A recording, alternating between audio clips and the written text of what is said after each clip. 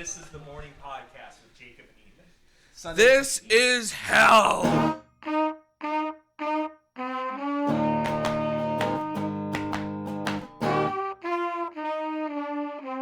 Have you ever tried to make your girlfriend hit on you? No, I haven't said that. Can you hit on me? If you want a good laugh, watch a woman try to flirt with you. Just do it for fun. It's fucking hilarious because they have no idea, and you would think like you don't even realize how much as a guy you pick up because I'm not even the suavest fella, but there is an art to like picking up people, and you don't realize how much of it you absorb over the years until you watch someone that's never had to do it try to do it. Yeah. So I also think that like it's hard for a girl to hear like, oh, I don't find you attractive, or oh, can you work on this? Because they're not used to, I think, the self-conscious, I have to be better in order to have someone. Mm-hmm. Well, you know. So what do you mean they have to be better to get somebody? Like you have to be your best self to keep the other person around, like to keep the other person to want to be with you longer term, whether that's in a long-term committed relationship or a marriage. Like you can have somebody who's going to be there and just be there, but if you want somebody to actually be invested, you have to seduce them. Like there's a seduction that happens after the dating begins. Yeah, and I think that's probably where relationships sometimes fall apart because people just see it as like, oh my god, finally in it. Yeah, I got it. Whereas realistically, by the way, I need a lot of liquid in the morning. That's fine. Yeah. That's a hell of a pot of tea. Yeah, I need to like revive myself from the fears of the night. I don't know what to call it. I just can't wake up for some reason until I've had like loads of liquid. Oh, good. Glad I got my mug back.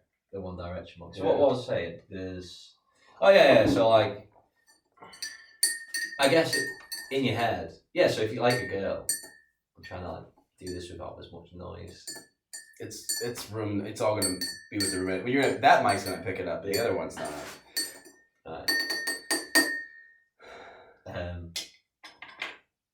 Right. Well, so in let's say like a fantasy of, I say you're a teenager. You know, oh my god, I really like this girl. I've got to get her attention. It's like instantly, like to get past that like dating stage, get into relationship stage. It's like ooh, and then it gets like 3 months, 6 months. It takes some time. People do tend to lose interest because it's just like you get comfortable, don't you? People get comfortable in relationships and like, oh, this person knows what I'm like. I don't have to try as much anymore. I don't have to do this as much.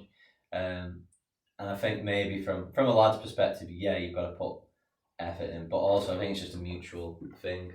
Otherwise, a relationship's just bound to fail if you're just gonna both go like, oh well, we've got each other now. That's it. Yeah. We don't really need to do anything else. It's like you still need to have fun and go on dates and try and keep the other person entertained. Otherwise, it just becomes like any other person you're associated with. Yeah. This is only tangential, but I also had this in mind. One of the things I have started to realize that I like about dating with older women, women my age, women past the age of 25, is because women before the age of 25, and I think they can tell when it happens, women before the age of 25 get male attention. Mm-hmm. They get it depending on how hot they are, depending on how they dress, depending on how they look that day. But they get male attention, like the male gaze. Mm-hmm. And there's something about 25 where that starts to decline. And almost every woman I've dated, I think every woman I've dated that's been older than the age of 25, has had to reckon with their fading flower, like has had to reckon with like, oh, am I actually a decent person? Because me just being hot is not going to be enough to keep people coming after me. Yeah. Like, how am I? Yeah. Yeah, I get it. Might have been. It used to be enough. I thought it goes the same with lads. I've seen lads who are very attractive, good-looking lads, but they just have no personality there to keep somebody interested in them. Maybe it's when you get to 25, it's like, I think you've said this to me about my girlfriend, it's like, if you think this is the one, you just have to marry it, because once you get to like past 25 and 30, you have people who have been in long relationships and then maybe they've come out of it after 7 years, or there's people who are in relationships and they're staying in them. So you're saying all the good people have been taken up, and people you do stop socializing as much once you're in a relationship. You'll socialize differently. Like maybe you'll go on dates with other couples, or you won't go out individually as much. You won't spend as much time with your group of friends who are single. So the like social circle of single people, I don't know how to say that, narrows down. So maybe it's just like when people turn 25, it's like a lot of people in your age group are getting married, but getting houses, having kids. So the pool for me to fish, the pond for me to fish from is getting smaller. Yeah, no, dating in your late 20s, early 30s is hell. Yeah. And I'm lucky to be in the position I'm at where I have multiple options at this point. But that's not usually the case. And most of the time you go out because if people are single when they're late 20s, early 30s, there's usually a reason. Yeah. Not always a reason, but usually there's a reason. Something's gone wrong somewhere.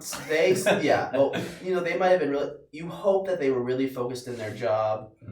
You hope that's what it was, or that they were in a relationship that went on too long and the other guy was waffly.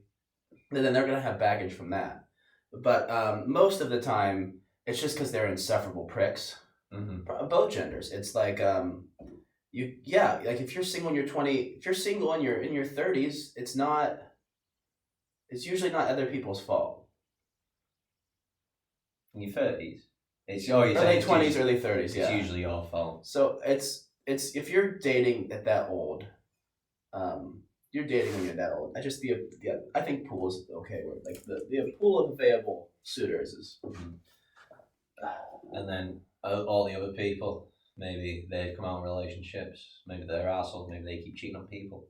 So like the pool gets smaller and smaller, and it probably gets worse. Maybe I don't know. Yeah, I'm making very judgmental biases based on an opinion. I don't know exactly what it's like. That's just a theory. Were you 25 now? 24. 24. And how old is she? 22. Okay. Yeah. I mean, you guys can wait to get married if you want, but I just, more and more, I'm like, you know what? If you find someone you want to marry, it's not, although I do kind of understand the appeal of wanting to do better, but then you can always do better. If you're not going to be with the person you feel like you have a connection to, I'm not saying you're doing this with your girlfriend. No, I'm just spending loads of money on visas for a laugh. I'm just doing it I keep saying this to Christina. I go, she's like, would you ever leave me? And I'm like, I've just spent like £3,200 on a fucking visa. It's like, you've literally got me cemented here. Yeah. No, these, I lost my train of thought, but I'm going to get it back. I've lost where you're going as well. No, it's deciding you're going to marry somebody. Like, if you find somebody and you feel like you have that connection with them, and then they're also a stable enough human that you could tolerate living with them, like, why wouldn't you marry them? The only reason you wouldn't is because you want to spend the rest of your life chasing, like, women who are better on paper.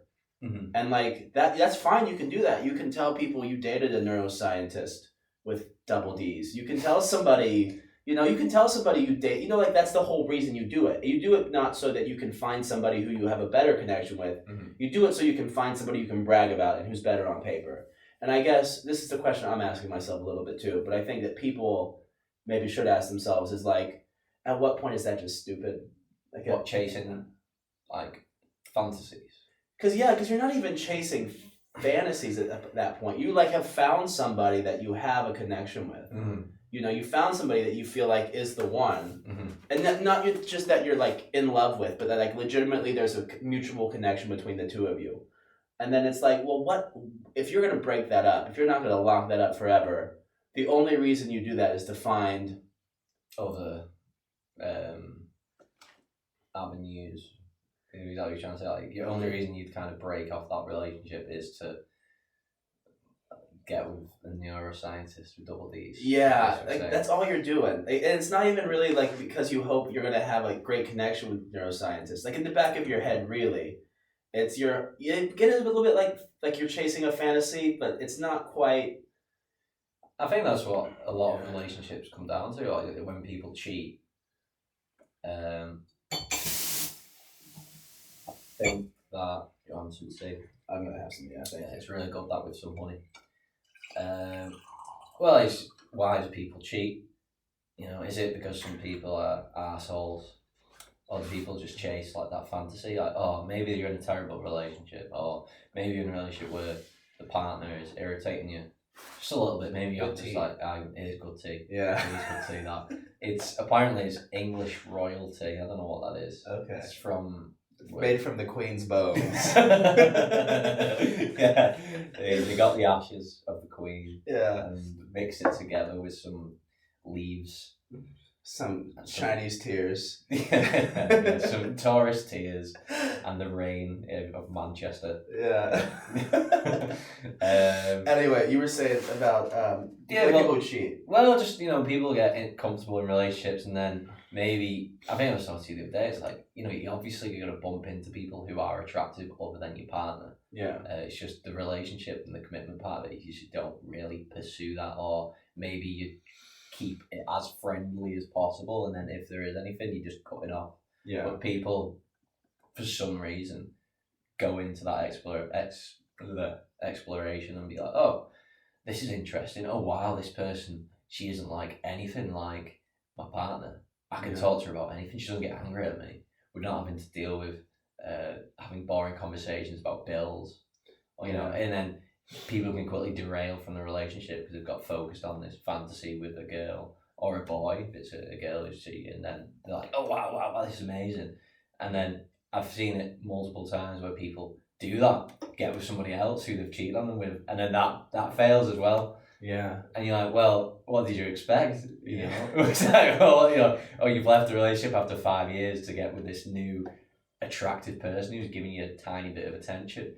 And you're like, oh wow, oh my god, because it's so new. And then maybe that breaks down after a year. It's kind of like, well, Of course it did. yeah, of course. So I think it's just there's people are going to go through good periods and bad periods. Yeah. And it's probably better to just stick with a person that you've got a mutual connection with and try to keep pursuing Yeah. the better side of that relationship or that person than constantly bouncing from person to person to person. It's quite. I've not done that. I've only been in 2 serious relationships, and if I've liked somebody, I try to just focus on that person. Like I know, let's say the single life for people my age, like people talk to like 4 girls at once, and I was just like, whoa, that's it just sounds very messy, but it is common.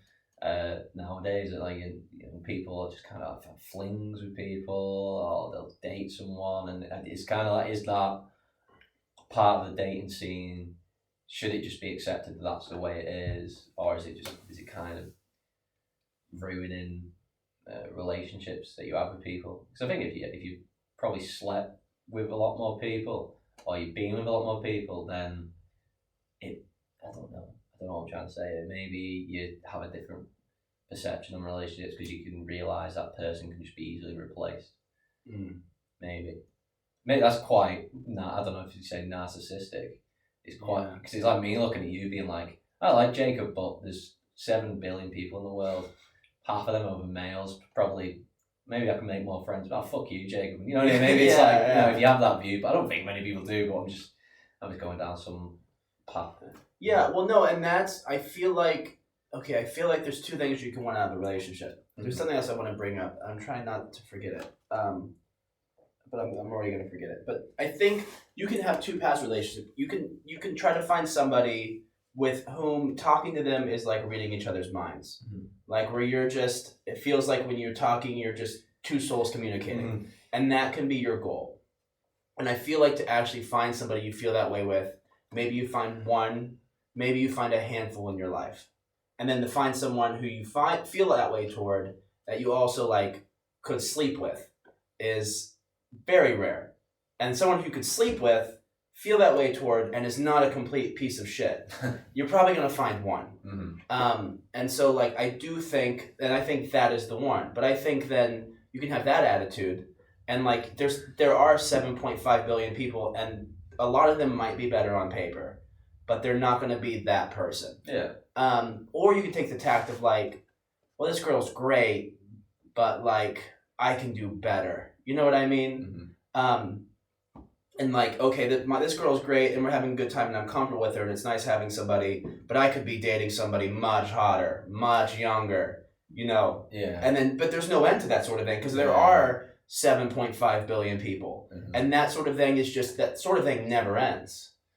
And you will chase that the rest. If you are judging your partner based on potentiality, it's just like, well, yeah, you know, the person you connect with is not going to be the greatest human that ever lived. But if you keep chasing, there's like an endless supply. Say there's a joke about Leonardo DiCaprio, isn't there? Where like, he just keeps getting with people who are younger, and as soon as he gets to 24 or 25, he just bins them off. Right. And it, like, realistically, you can just do that. And you know, younger people, I'm still fairly naive. I don't think I'm really naive, but there's things I don't know about the world. I don't have the same responsibilities as a fucking 40 or 50-year-old. Yeah. But maybe a younger girl getting attention from this elderly person, I'll say 40s, 50s. I thought you're looking at me a little too strong while you're saying that. Elderly, half-bald guy from Kansas. I feel like her age shocked you way more than it should have. Whose age? The other girl's age. No, it didn't really shock me. No? Okay. No. You felt a little bit like, oh, Jacob, are you sure she's not just robbing you for your money or citizenship? I felt like that was the energy I got from you, but maybe not. I think I don't know. I think you're getting the wrong impression from it. Just go from what I'm saying. I am going from what you're saying. You're talking about being an older man. No. I mean, Leonardo DiCaprio was like, I'm saying like 40s.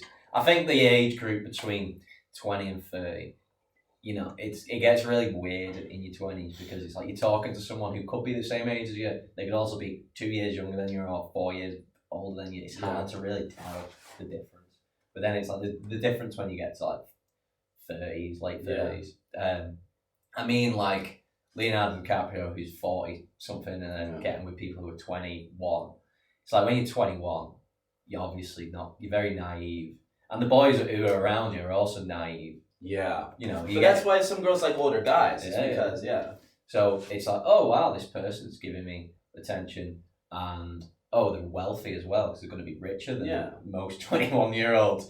So it's like, oh, would I rather get with this 40-year-old who's going to fly me to Dubai every year, or you know, go take me on these places, or some 21-year-old who's playing guitar and struggling to make money, and he's talking about his dreams, and we're eating fucking baguettes and hummus. Yeah, you know, it's kind of, you start to go. I think if you view it that way, of being like, well, I don't know, what would you call that if you're just looking to get the best you can? It's like you want to buy bread, so you want to get the best bread at the lowest price. Mm-hmm. You know what I mean? It's like the same attitude as when you go shopping on Amazon. I feel, you know, you want to get the highest rated thing, while taking into account price. Yeah. No, I mean you can take the Leonardo DiCaprio route, and I think some people idolize that route. Some people are like, I want to be like that. I do think, I mean, all the ancients tell you that's a very lonely life in the end, right? Yeah. And it is nice, though, as a guy, because I'm more attractive now than I was in my mid-20s. And I'm not saying that vainly. I'm saying that my dating life has changed significantly from 25 to 29. Mm-hmm. Significantly. No, it has. I have 100% become more, and it blows my mind. And it's like, oh, I'm attractive now. Like I was attractive at 18, and I'm attractive at 30. Yeah. I was not attractive in my mid-20s for some reason, even though I was fit as fuck. Yeah. But because I was physically appealing, but I was not attractive. Yeah, which is Like I was through when I was like from 10 to like 16, 17. Yeah. I was just this meatball, this big fat meatball with like a free and cheddar all over, just playing Xbox all the time. And I turned 7. Women love that shit. I turned like 17 and 18, and then I was like, I started going to the gym. Go on, I'll have some more tea, please. And I did become I did notice I'd get a little bit more attention. Go on some more. Cheers, mate. It's starting to get cold on you. That's fine, that's enough of that. And it is weird. It's weird if you've not had that attention, and then you suddenly get it. It's like, whoa, this is weird. And I've noticed it now. Sometimes I'd say over the past few years, I've become a little bit more. I don't want to say that I've become vain. You know, that's what I don't want to do that. But I've noticed that I get a little bit more attention. And I don't know what I find it quite strange. So that I think that's what I was saying to you the other day when I'm like, I'm cautious around people because I'm like, are you speaking to me because like you want to be a friend? Yeah. Or it's like, where's the boundaries of this? These hoes love unattainable men too. Yeah. They can tell. They could. Look, there's. This is a weird thing, but it's something I've noticed. Mhm. I get more stares when I'm fucking than when I'm not fucking. And I don't even mean being in a relationship. I don't even mean having a girlfriend. When you are getting action, women see you different. And I don't know if you're putting off this energy of being unavailable. I don't know if you're putting off a confident energy. Mhm. But there is a different energy you give off as a guy, and you get a different response from women. Yeah, well, you're not as needy. You know, You're not as needy. That might be too what it is. Like they don't feel like you're trying to get something from them. Yeah, and I've got a mate. I'm not gonna say his name because he does listen to my podcast. Yeah. And I'm really good friends with. I'm just basically like describing them in case his girlfriend could listen, but like, that's fucking him. I mean, he's not gonna say his name, but I'm gonna give out all the information that I need to get who it is. But got a friend. He's got a girlfriend, very in a serious relationship, and he was out a very while back, and I think he was on like with work friends or whatever, and then he was in this bar drinking, and then this girl just came up to him. He said he's never had this before, and was just in his ear talking absolute filth to him, like saying, "If you come back with me, I'm gonna fucking." I don't know what they're gonna do. I don't know what they're gonna do. But like, I'm gonna tie you up and rob you. yeah, I'm gonna tie you up and do this, and Yeah. you know, in human nature, it's like, you know, I've never had a girl come up to me and say, "I'm gonna do all these things," and I would like to think I am. And I tried not to put myself in situations where that would happen. Yeah. I think that's why one of the reasons I stopped drinking and stuff, even though it never would happen when I was drinking. But you can see why people would do it. Because it's it's just like oh my god, wow, I'm getting this attention, this is incredible. Especially if you've been drinking, it's like you're gonna know the risks of doing it, but you're just more reckless. So, but basically my point was like, it's like the devil. It's like you're meeting the fucking devil and he's enticing you like, oh, come on. Oh, you've got this at home, but come on. It's like, come on, you want this. And you have it like, ooh, that does sound pretty good, but you just have to have your own values. I think it comes down to values and being like, well, I'm in this committed relationship and I know I would momentarily have a good time with this crazy psycho girl who's saying she's going to tie me up and peg me. Whatever she's going to do. Whatever she was saying to it.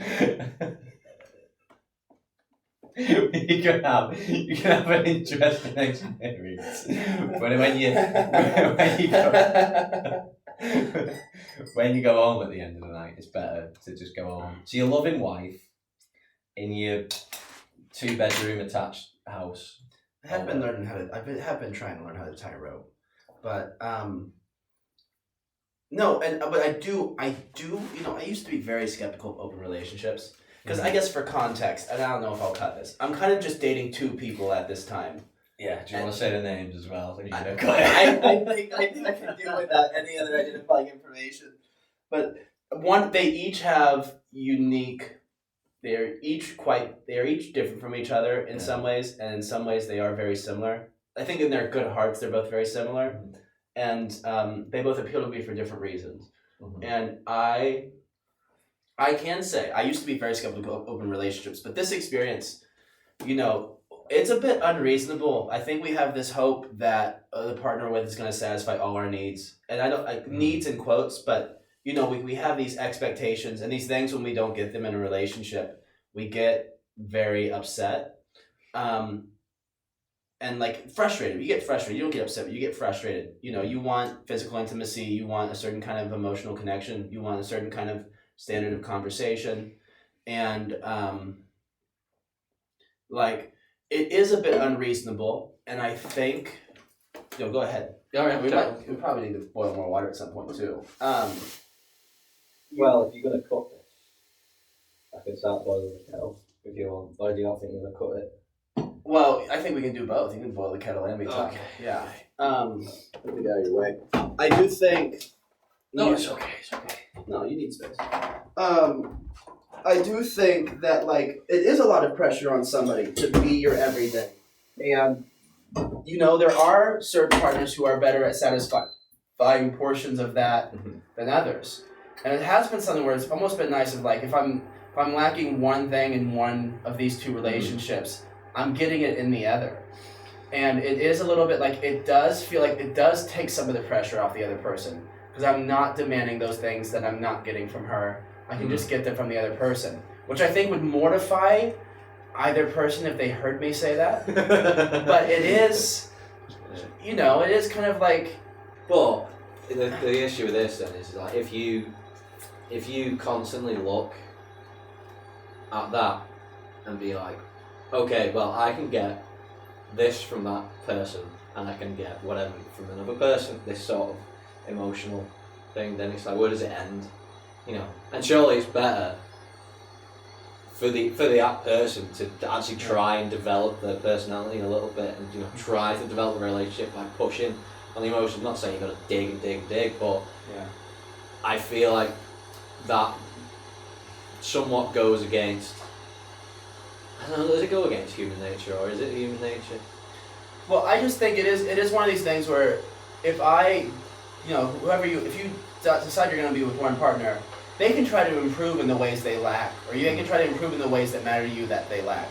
But in the end, like you got to take them for what they are, and probably the ways they lack are going to be like the ways they default to when they're not doing well, because everybody goes through periods of not doing great. Yeah. So like that's gonna be the frustration at points in your life, and it is a little bit like, you know what? Do I have to just take somebody with these faults, with these frustrations? Am I gonna?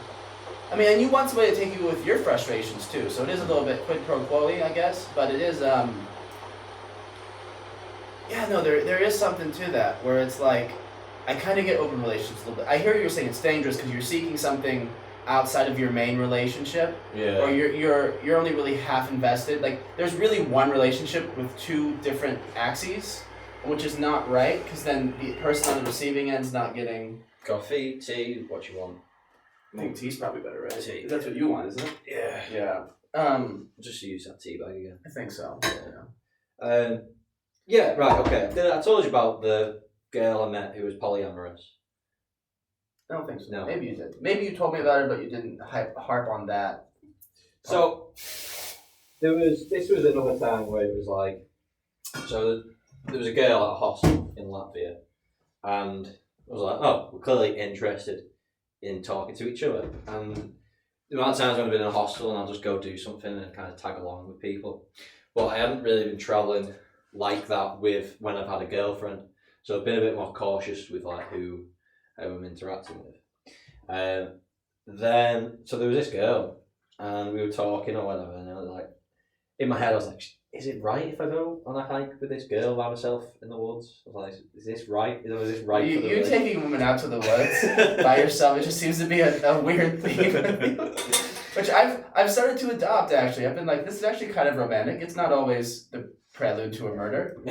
It wasn't a romantic thing that I was pursuing, but it definitely wasn't a murder that I was pursuing. Yeah. But as we were on the train to go, because it was quite strange, I was like, I kind of said I was going to go, and she just jumped on. I was like, okay. Oh, okay. Then it was like, okay, we're going together. This is pretty weird. But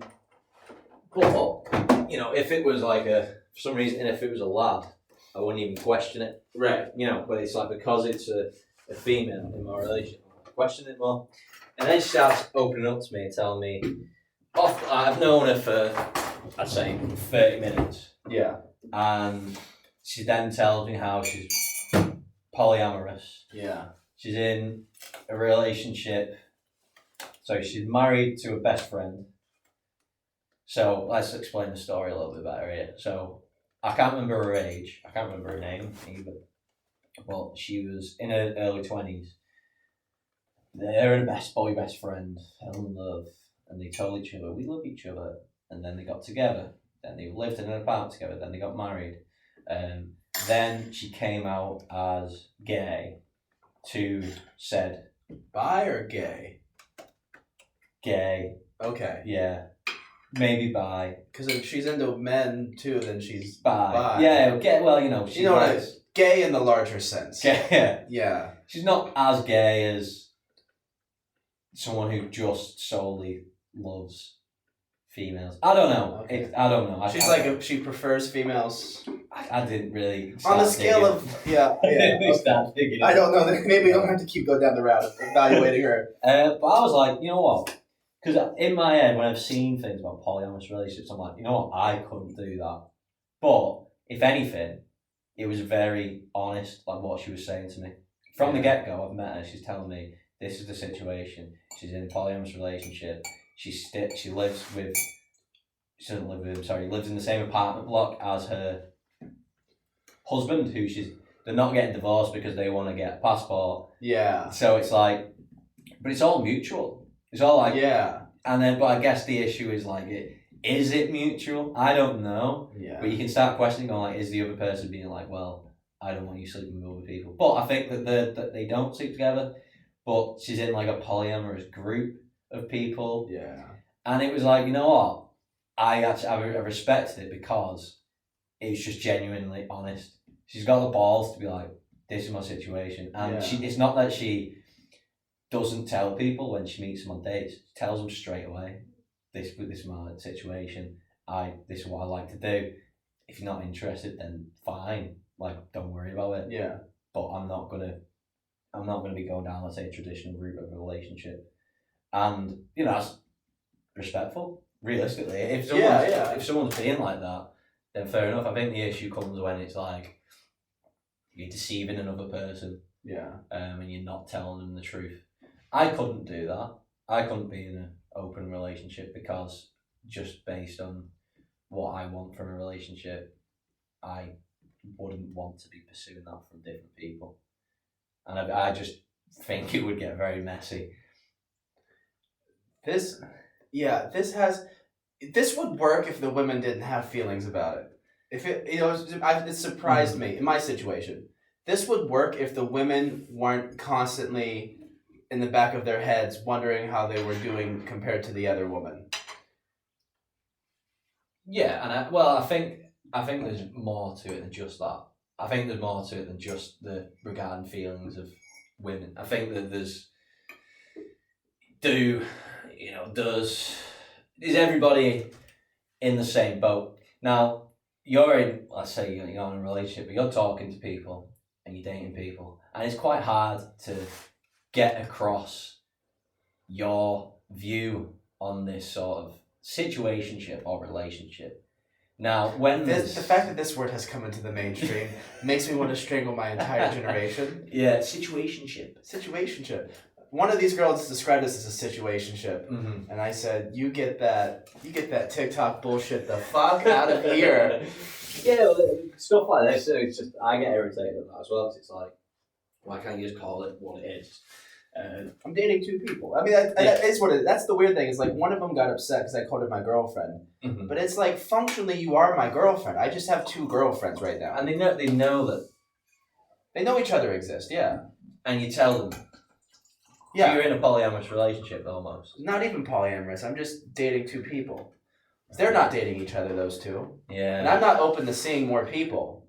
And I'm not even, this isn't going to be a long-term thing. Mm-hmm. But the longer it goes on, the more I could be like, you know what? This actually, if I could convince all parties concerned that we were happy with this, we could all be happy with this. But then is it like, are you deceiving them?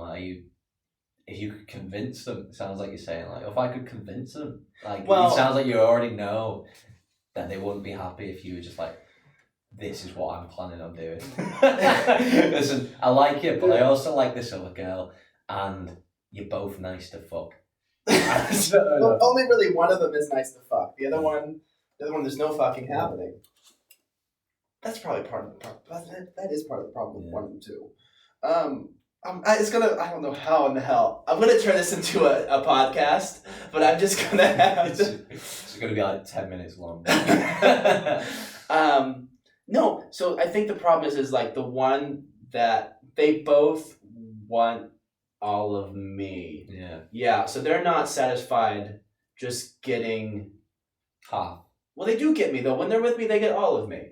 So it is a little bit like I'm getting everything I want through the combined efforts of both women, and they're each getting my undivided attention when they're with me. I completely get it. I completely get it being on the other end. Of course, it must really suck. But I've always thought this was shitty and I wouldn't enjoy doing it. And how can people be in relationships? And everybody I know that's tried open relationships, they all flame out terribly. And shit gets resentful, and shit gets unsaid, and shit gets toxic. So I 100%. Is there something going on? No. Okay. I'm just moving around. Sorry. Okay, no, you're fine. And so I 100% don't want that to be my life. But I'm just saying, after this experience, I get it. Because if you're going to be with one person, you have their good sides and you have the parts where they lack, their deficiencies. But if you can find somebody whose good sides complement the other person's deficiencies, then... Yeah, but then you're never addressing the other person's deficiencies. You know, like, so that's just going to get bigger and bigger and bigger and bigger because you're not actually addressing it. Are you? Because you're not actually, it doesn't piss you off anymore. It's like, I don't have to be mad at the one because we're not hooking up, because I can just hook up with the other one. But it doesn't piss you off now, when that's, you know what it's like if you're in a bad state, and then it's like, if that just gets bigger and bigger and bigger, because no one's criticizing it, no one's saying like, oh, hang on a minute, you shouldn't be really doing that, or let's talk about something and say, is this the right approach? If that never gets addressed and it just keeps going like, oh, my behavior is fine, everything about me is fine, then it's going to be like, I'm just going to keep doing what I'm doing. And you're saying it's about me or about the woman? Well, I think in both perspectives, no matter who it is, it's like, I know I've got my faults, and if I just never address that and just went purely visionary approach, I'm going down this path, I'm going to stay exactly the way I am, and there's this little bad part of me that is forming because of the way that I'm behaving, and I just keep going down that way, that's going to get bigger and bigger and bigger and bigger until it explodes in your face. And maybe in a relationship perspective, that might be like, oh, it doesn't bother me now, but then, maybe it's going to get bigger and bigger. It can bother you. With one, the worst part is it feels like pulling teeth when I'm talking to her at dinner. Yeah. The other one, it's the fighting and the not hooking up. Because with the one, I'm never fighting. I just have to pull teeth to talk to her at dinner. But with the other, we're always fighting, but the connection's there. And it's like, if I only see the one and I bang her for like a week out of every month, I can deal with the dinner. But the thing is, if I was only with her, eventually the dinners would start to piss me off. But it's like, I only have to see her once a month, and then I get what I wanted, and I talk to her in the meantime, but I've kind of gotten what I wanted. And then with the other one, it's like, I don't have to get mad at you for not putting out, because I can just go, I'm going to go bang this hot girl. If I'd say I'd only agree with it if it was mutually agreed. Right, all parties concerned are not pleased. And exactly. So I do not No, I'm not saying I'm going to try to keep this arrangement. I'm not even saying I'm in this to discern which of the two ladies I would like to be solely paired with. That is the intention. But being in this situation, I could also see now some of the virtues of non-traditional relationship structures. Yeah. Well, it's like that girl. It's like, I understood it, but at the same time, it was like, well... So you talk about marriage before. I think either of these girls who I end up with, with the one, it's almost certainly going to be marriage. And with the other one, it's hopefully going to be a longer-term relationship, maybe marriage. Yeah. So I guess you can also say if you get with somebody, then I guess the end goal is marriage. But so there's things that I don't like about marriage. It's like, I understand, like, I'm in a relationship with Christina, but I'm not married to her. Probably will in the future. Probably definitely will in the future. But realistically, it's like, I don't agree that is the symbolic reason that you're together, or you're married. Oh, it's like this symbolic thing. Realistically, it's like you're still in a relationship with somebody who's probably spent loads of money on a wedding.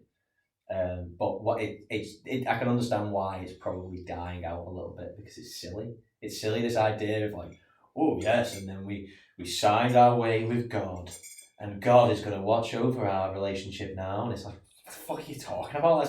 That's the most bizarre thing I've ever fucking heard in my life. God, like, is God a voyeur? Like, is he like watching people fuck? Yeah. Okay, so now it's based on some fucking religion and relationship is now valid more. That makes no fucking sense at all. It's like, how many have you seen this? People get married to kind of, we'll get married now, and the relationship falls apart anyway because they haven't actually addressed the issues in the relationship. But if we symbolically get married and I have this ring on my finger that shows I'm married, then everything is going to be okay. Everything is going to be okay, and it's like as soon as that honeymoon period is over, you're back to yourself. As soon as that. The whole day, the wedding ceremony is exactly the same as any other normal day. It's just you're doing different things. Your body's in a different location. There's people watching you.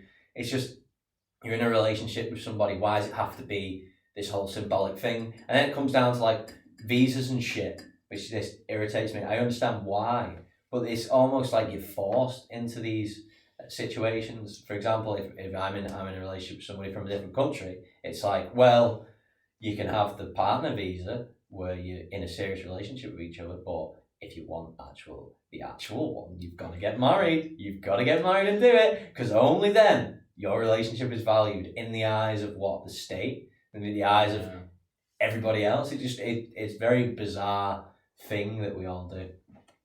I really believe in the institution of marriage in the sense that, like, I think that two people promising themselves to each other, come whatever may, is a very different thing from being in a relationship. Because in a relationship, if the other person gets brain damage, or they get crippled, or they become a wildly different person than you started off seeing, or the relationship just really fucking starts to tank, I feel like you're really in your rights of saying, hey, this was great, you're a different person now, we're different people, and this is more than I'm willing to deal with.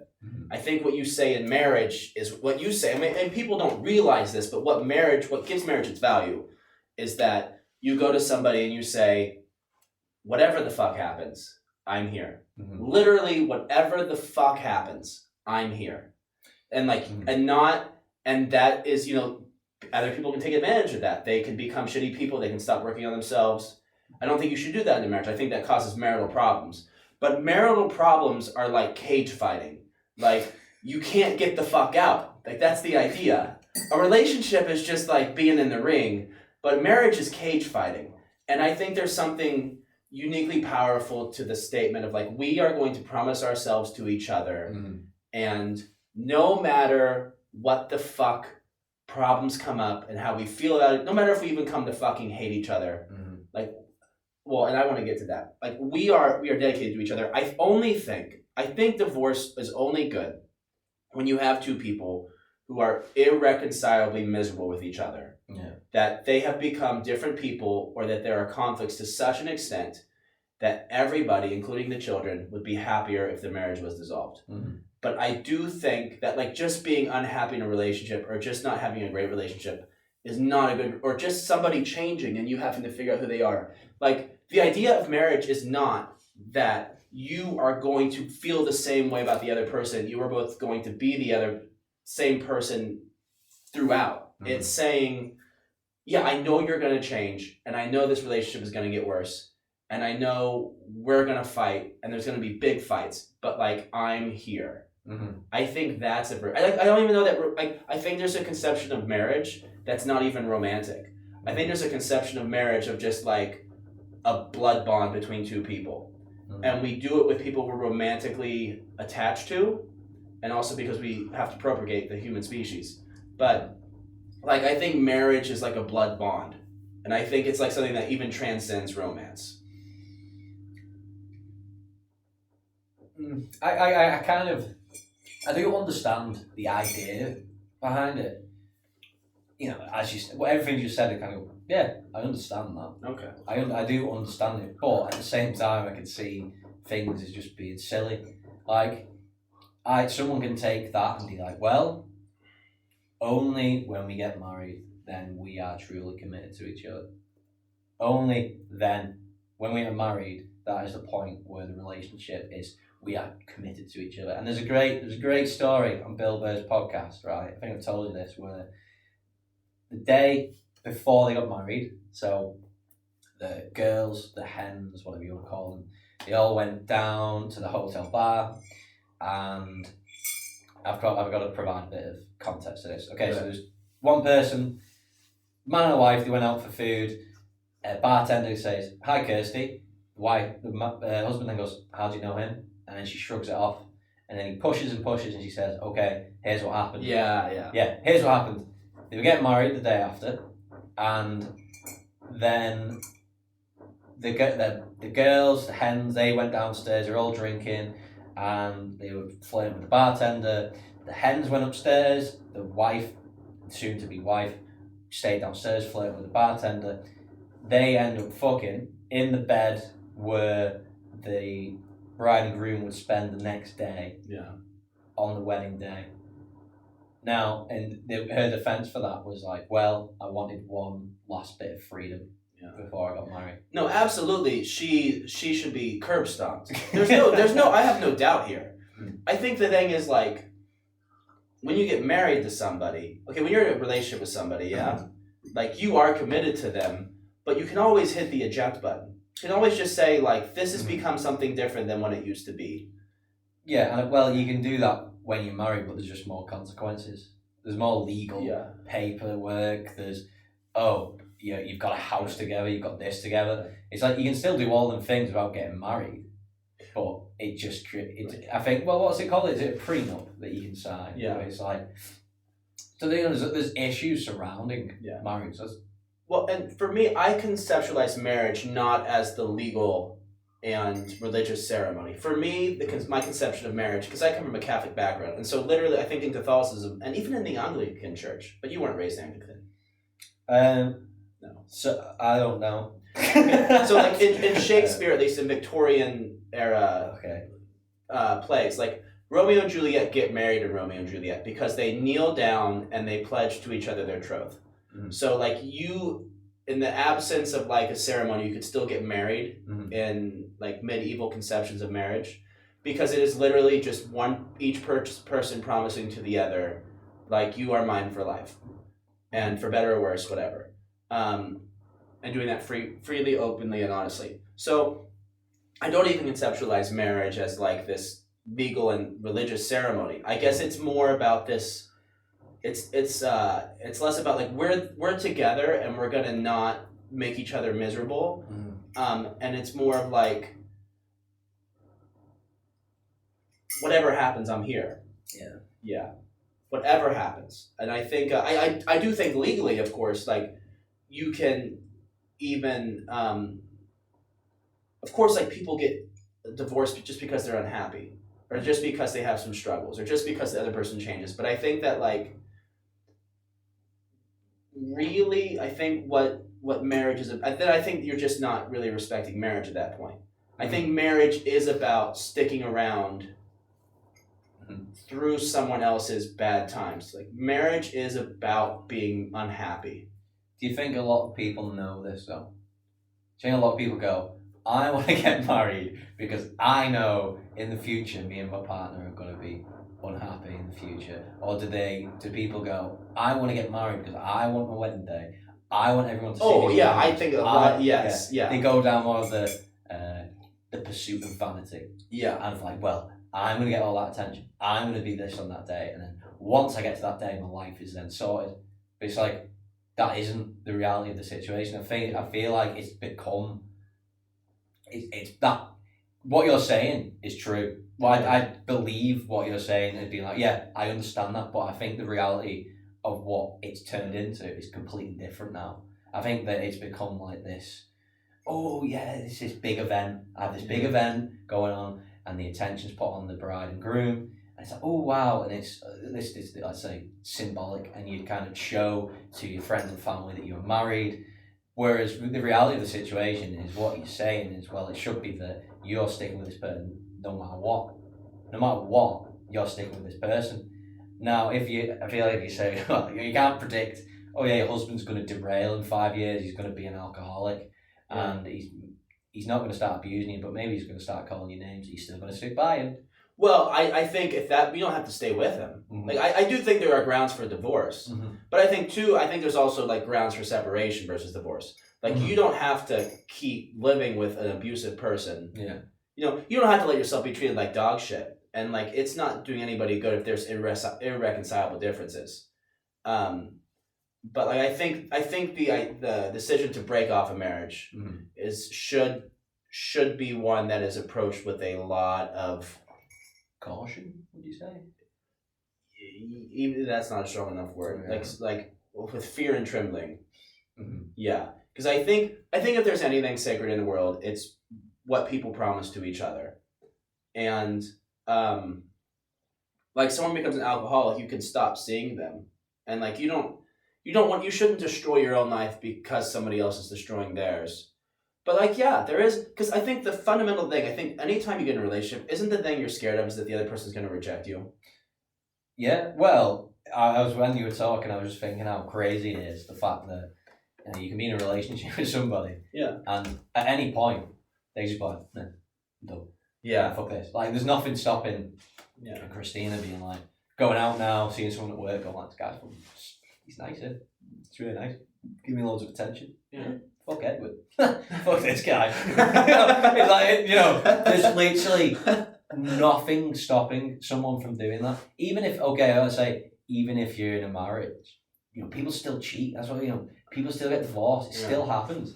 And it's just, I just find it incredible that can just fucking happen. You can be with somebody and it's just like, you can just be like, yeah, see it.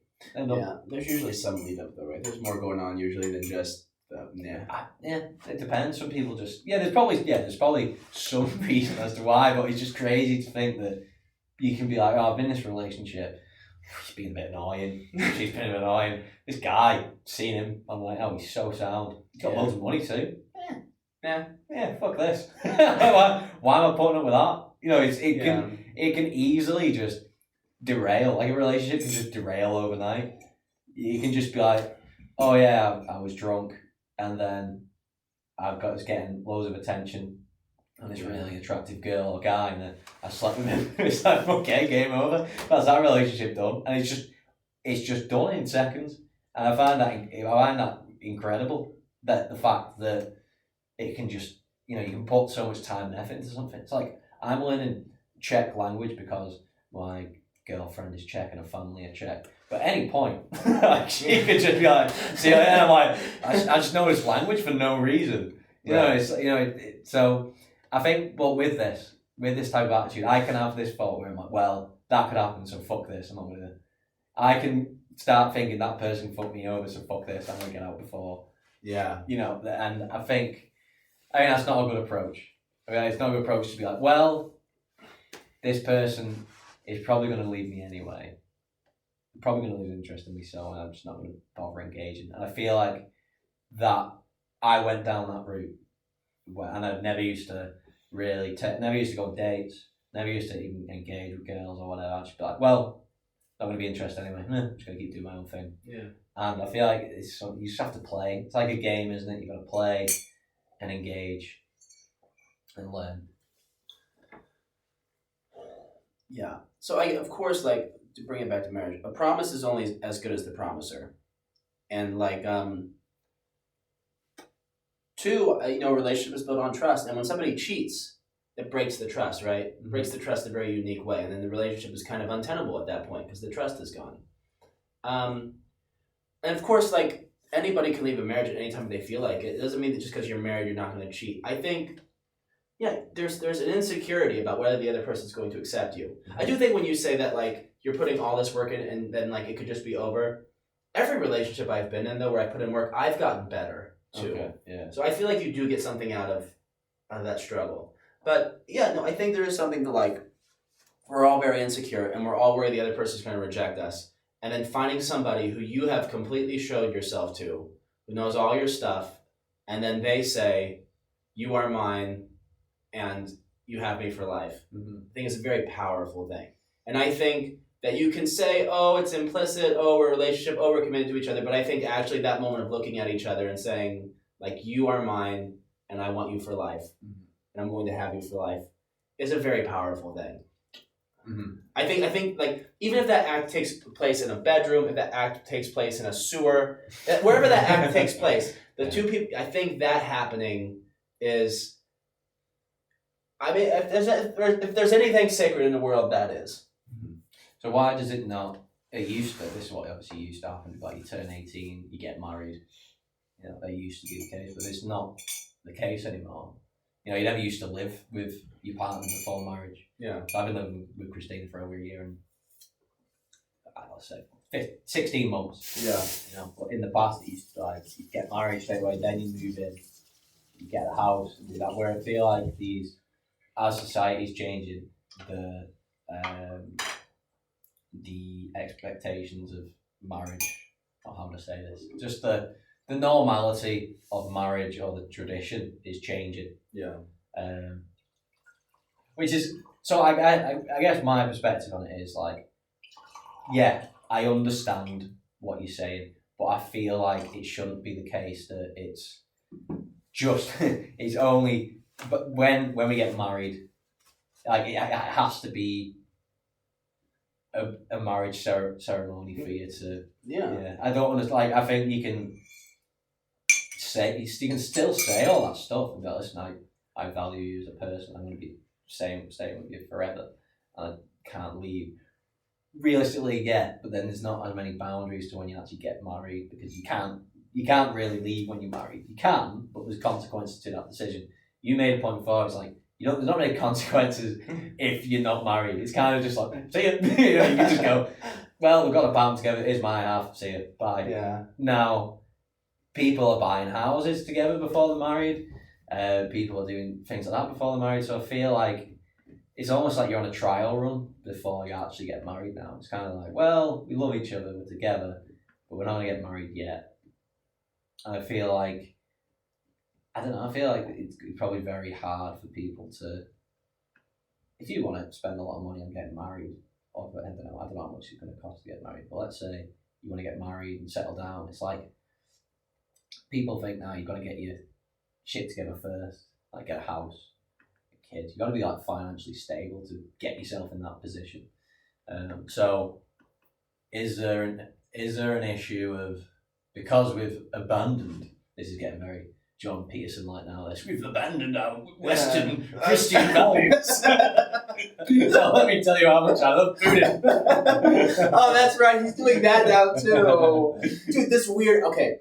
Can I interject? I want you to keep it out in your head. Yeah. But I was still watching Joe Rogan even through the COVID madness. Yeah. Because there were still some good episodes. Yeah. But this fucking pivot on that whole corner of the internet to like, actually this is America's war. Oh, yeah. And like, this is all the military industrial complex creating.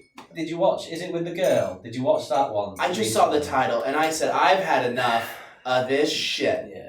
Get the fuck out. Yeah, I could understand. So I could understand, you know, people criticise the Iraq War, and absolutely, yeah, you can completely understand that. But yeah. I feel like because of these situations have happened in the past, now it's like America bad.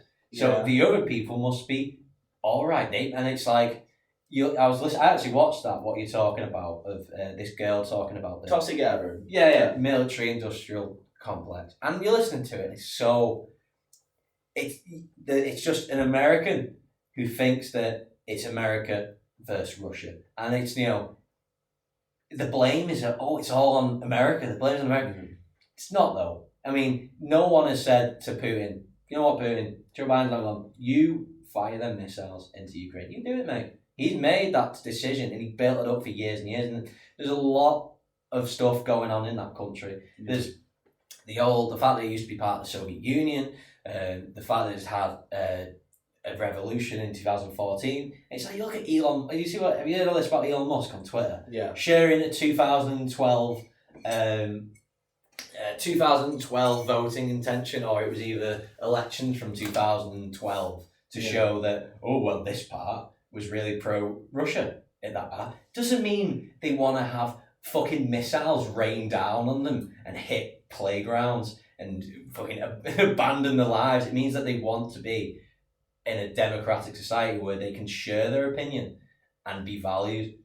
Now, that doesn't mean the Russians can come in and save the day and kill a few innocent people while they're doing it. But it's just, it feels like everybody's got in this, like, America bad. So whatever America does, we're just going to completely dismiss any other information. It's just, well, the whole reason that the Ukraine war is happening is because of the military-industrial complex. Like, come on.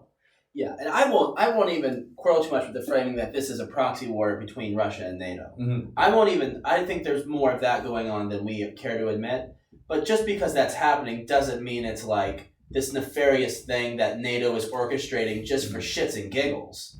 Yeah. It's like, what the fuck do you think? We're just like, yeah, fuck them. Yeah. Like, fuck, get them, Putin, get them so we can bomb you. Yeah. You know, like, what the fuck you think? You think the world wants to be on the verge of nuclear war? Yeah. Do you think anybody's happy about that? I really need to pee, but I want to carry on. Go with ahead. This. I want to carry on with this because I've been watching, like, you've just seen the shift.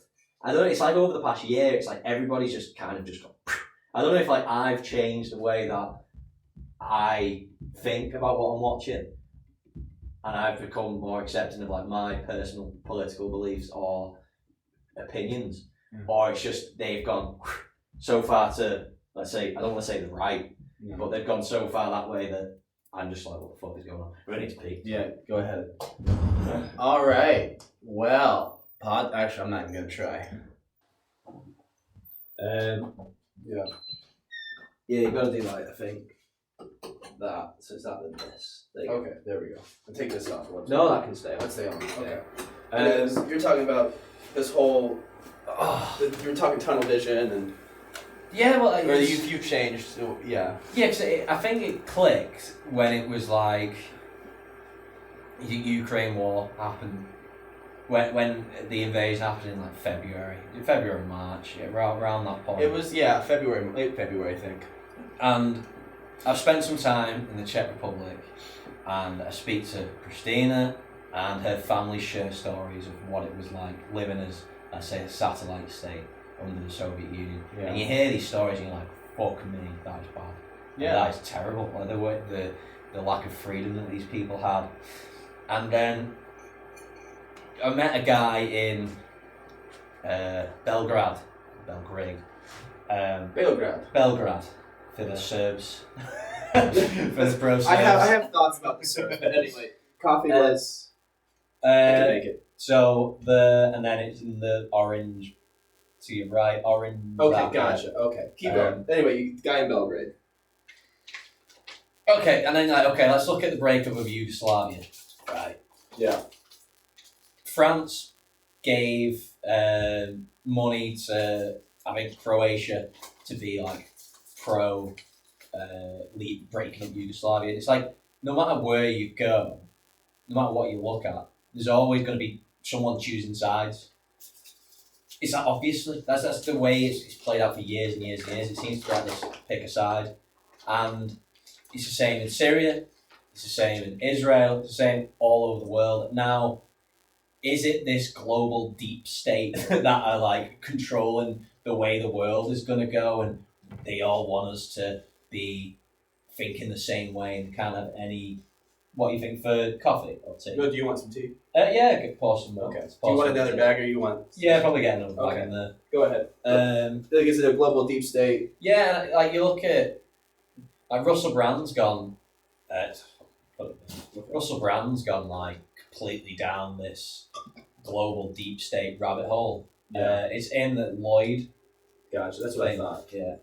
Oh, wow, this is fancy. This is royal English. This is royal English. This really is the Queen's bones. Queen's ashes. And, like, you look at the content he's producing, and I'm kind of all over the place here because it's been in my head, but I haven't vocalized any of these opinions. Yeah. But the way he's going is like, do you know what the Daily Mail website is? Yeah. Yeah, and they just put clickbait titles, clickbait content, thumbnails was really clickbait. And you look at these videos and it's like, he's like, oh, I'm not right wing at all. I'm just talking about spirituality. And then the title's like, I think I've said this to you, Joe Biden with like Pfizer logos, fire going on in the background, and like devil eyes. And you're like, no, you're just making very direct criticism through the thumbnail. But it's like, no, I'm not leaning a certain way politically. It's like, wow, it seems like you're trying.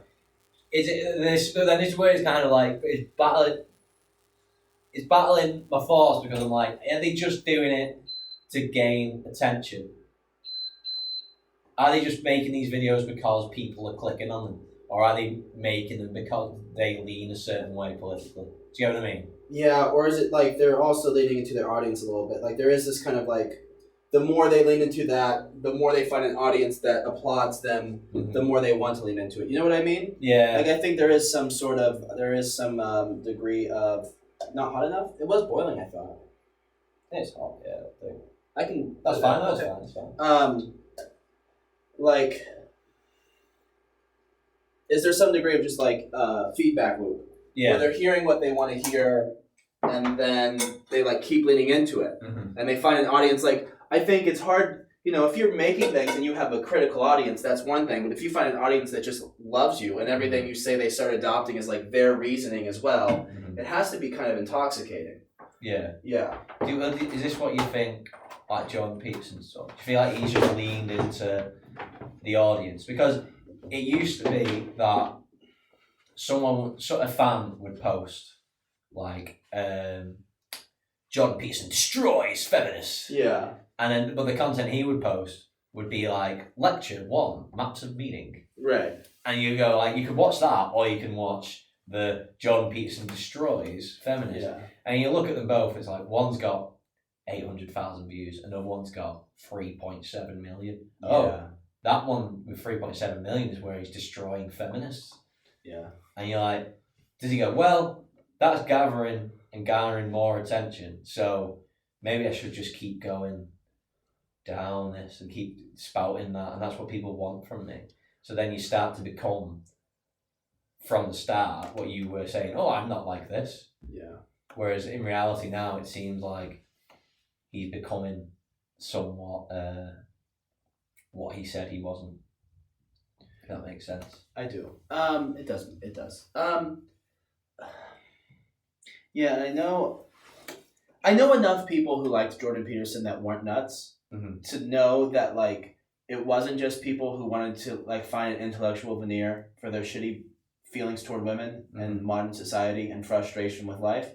But definitely, I think anybody who's listening to him now, like that's got to be the only reason you listen to him. Yeah. Because the man's he's off his rocker. And Joe Rogan is off his rocker. And like the Weinstein fucking brothers are off their fucking rockers. Yeah. And Russell Brand is off his fucking rocker. Yeah. So if you're listening to those guys now, like the only reason you're doing it is because you like are really entrenched in this like politics of resentment. And because there's just no other reason to and same thing with like Ben Shapiro even.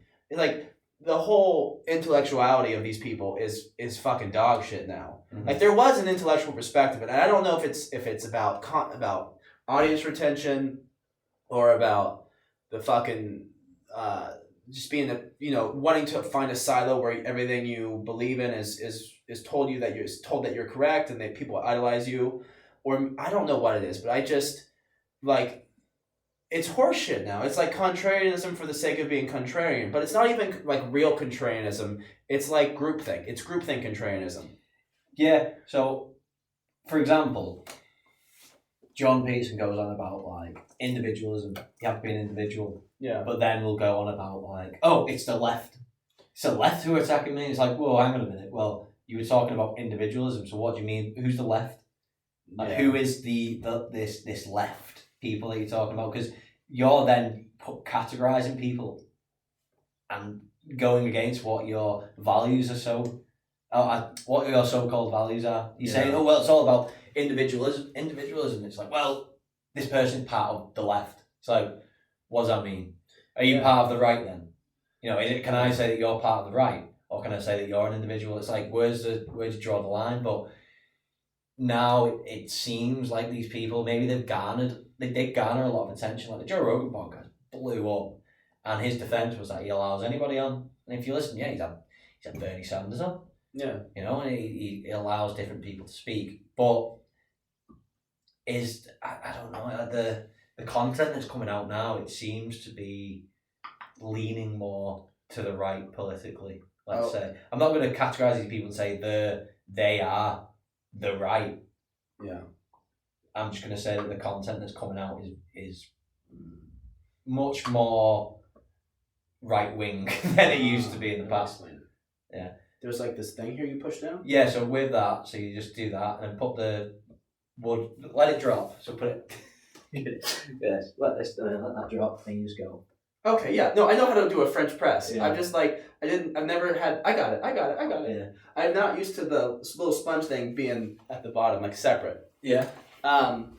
But no, I hear you. And I think, I don't even know if it's about them being right, like on the right side of the spectrum, because I don't even want to dignify it with like being a political side. Mm-hmm. It's like groupthink contrarianism. It's like whatever is the predominating narrative, our little silo of people is going to find a way to think about it where actually it's the complete opposite. Mm-hmm. And like the people, the prevailing narrative is actually like toxic and malicious. It's like this paranoid, it's this constant paranoia toward popular culture. Yeah. And it's like, it's paranoia for the sake of paranoia. And it's, anyway, do you want to finish your thoughts on what you were saying about, I mean, we can keep talking about Joe Rogan, but do you want to finish your thoughts when you're saying about people having wedding ceremonies and like that being... Yeah, sorry, I've just been like all over the place in it. No, you're fine. I'm just ranting. Podcast. I'm not really providing any, I don't know what to say. I feel like I'm not providing any meat with what I'm saying. I feel like I'm just going no. No, you've had meat. Meat. What, people getting marriage ceremony? Yeah, you were going off this whole thing like you get tired of the ceremony. You get tired of like people aren't thinking about marriage as like being this commitment and being this like this moral imperative and being this promise to each other. They are thinking about it as like, oh, here's my chance for me to have a name and prove to other people that my life is set and like have structure to my life and get this big day with my pictures. And I put my wedding picture on Facebook and it gets 500 fucking likes and I'm so fucking hot and I'm fucking better than all my people who aren't married. This man loves me and he loves me so much he bought me shit. Yeah. I'm with you. I'm with you with the frustrations. Yeah. And it doesn't, bad actors don't necessarily ruin the... I think it's when you start looking at the... It's a bit bitty, that. I've made it really strong. You look at like some... So I think this is why there's a high divorce rate, because people probably go in it with the wrong attitude. And I feel like if you don't criticise it and you don't think of having in it, like, get married, why am I wanting to get married? Like, what is it? Am I just on the path that society is telling me to do? Yeah. And there is a benefit of just doing what society tells you to do, but you can just look at something and go, this is a bit silly, this, isn't it? It's a bit silly that I'm spending a lot of money. Well, yeah, you just don't have to do that. You don't have to. With my really good friend, he got married just in like on a cheap way of doing it, and then he had a... I've thought about eloping. Just not telling anyone. And then being like, surprise! I'm married. Yeah. I feel like it's just the intention of why you're doing it. I feel like I would agree with your perspective. I agree with that. Okay. I'm not, completely against the idea of divorce ever. But I do think it is something where like you just gotta approach it. But you finish your thought. No, that's fine. I don't know what. No, you're saying like if you think if you approach it like I approach it, then like maybe marriage has some meaning. Yeah. Definitely. I just feel like there's a lot of people who don't. Yeah, it's just become like, I'm just doing it because I get married. I'm not going to start thinking about the deeper meaning towards it. I'm just going to do it because my mum and dad were married. I'm going to get married. That's it. There's definitely people that do that. They're just like, I'm going to get married, or they don't really know. It's like they don't really know what's going on with their life, so they get married. And some people that just wake up and like, should we get married? Yeah, people do this. It happens. And I do think that the argument that like people used to get married when they were 18, because the family structure, the monogamous like family structure was the way to like ensure, especially in farming communities, like having grown up in one, that is how you ensured that like farm work got done. You had someone who was making food for the laborers and shooting out laborers, and then you had someone who was managing everything, the husband, and then the children did the work, and like it really works well for farm life. It's really a great structure, and most, there is probably to some extent like the fact that we are so reliant on marriage and we have this conception of marriage probably arises from like the fact that when we finally started to become civilizations is when we started becoming an agrarian society, is when we stopped having to become nomadic tribes and started learning that you could plant shit in the ground, wait a while, and then eat it. Because then you had reliable food, you could build structures, you could build communities, and like the way to ensure that ground got, the way to have your own shit and also make sure shit got done was to have a wife and children. Yeah. Yeah. Whereas you don't really need that anymore, do you? Like, so I was just laughing in my head because I'm just imagining going, this is the destruction of Western civilization and it's called... Up yours, woke moralists. Yeah, it's just, it's like, all these values. I don't know. Dude, then the thing about that SI swimsuit tweet of his, I just like, she was cute. She was a nice looking girl. The tweet that got him banned. Yeah. Well, no, I think the one was because he was going after Ellen Page. Oh, yeah, and by a criminal. Yeah. Well, so that was when I was like, me and you were obviously talking before that. I was like, he's getting a bit weird. And then he just was like, what? I am transphobic. You're like, what? Like, I thought you, because the way that, if you listen to the argument against Bill C-16 in court, it's like, that's a very well thought out intellectual argument. That's the one where he's talking about not being forced to use speech. Yeah. And you're like, that's a very well thought out intellectual argument. Saying like, this guy had been, I don't know, by a criminal. Yeah. You kind of like, right, okay, well, you're leaning more to the...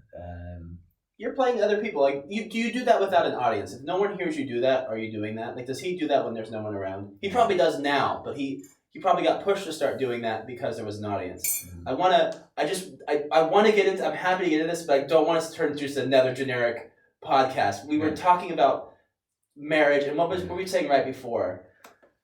What about like symbolism and... No, because we... Oh, the couple that got married and she slept with someone on the No, day. not even that. Not even that. Like literally what we're talking about right before... I went for a piss. I was talking... No, like literally right before we just started talking about the woke moralist again. You said you were thinking, like literally, like 2 minutes ago. Oh.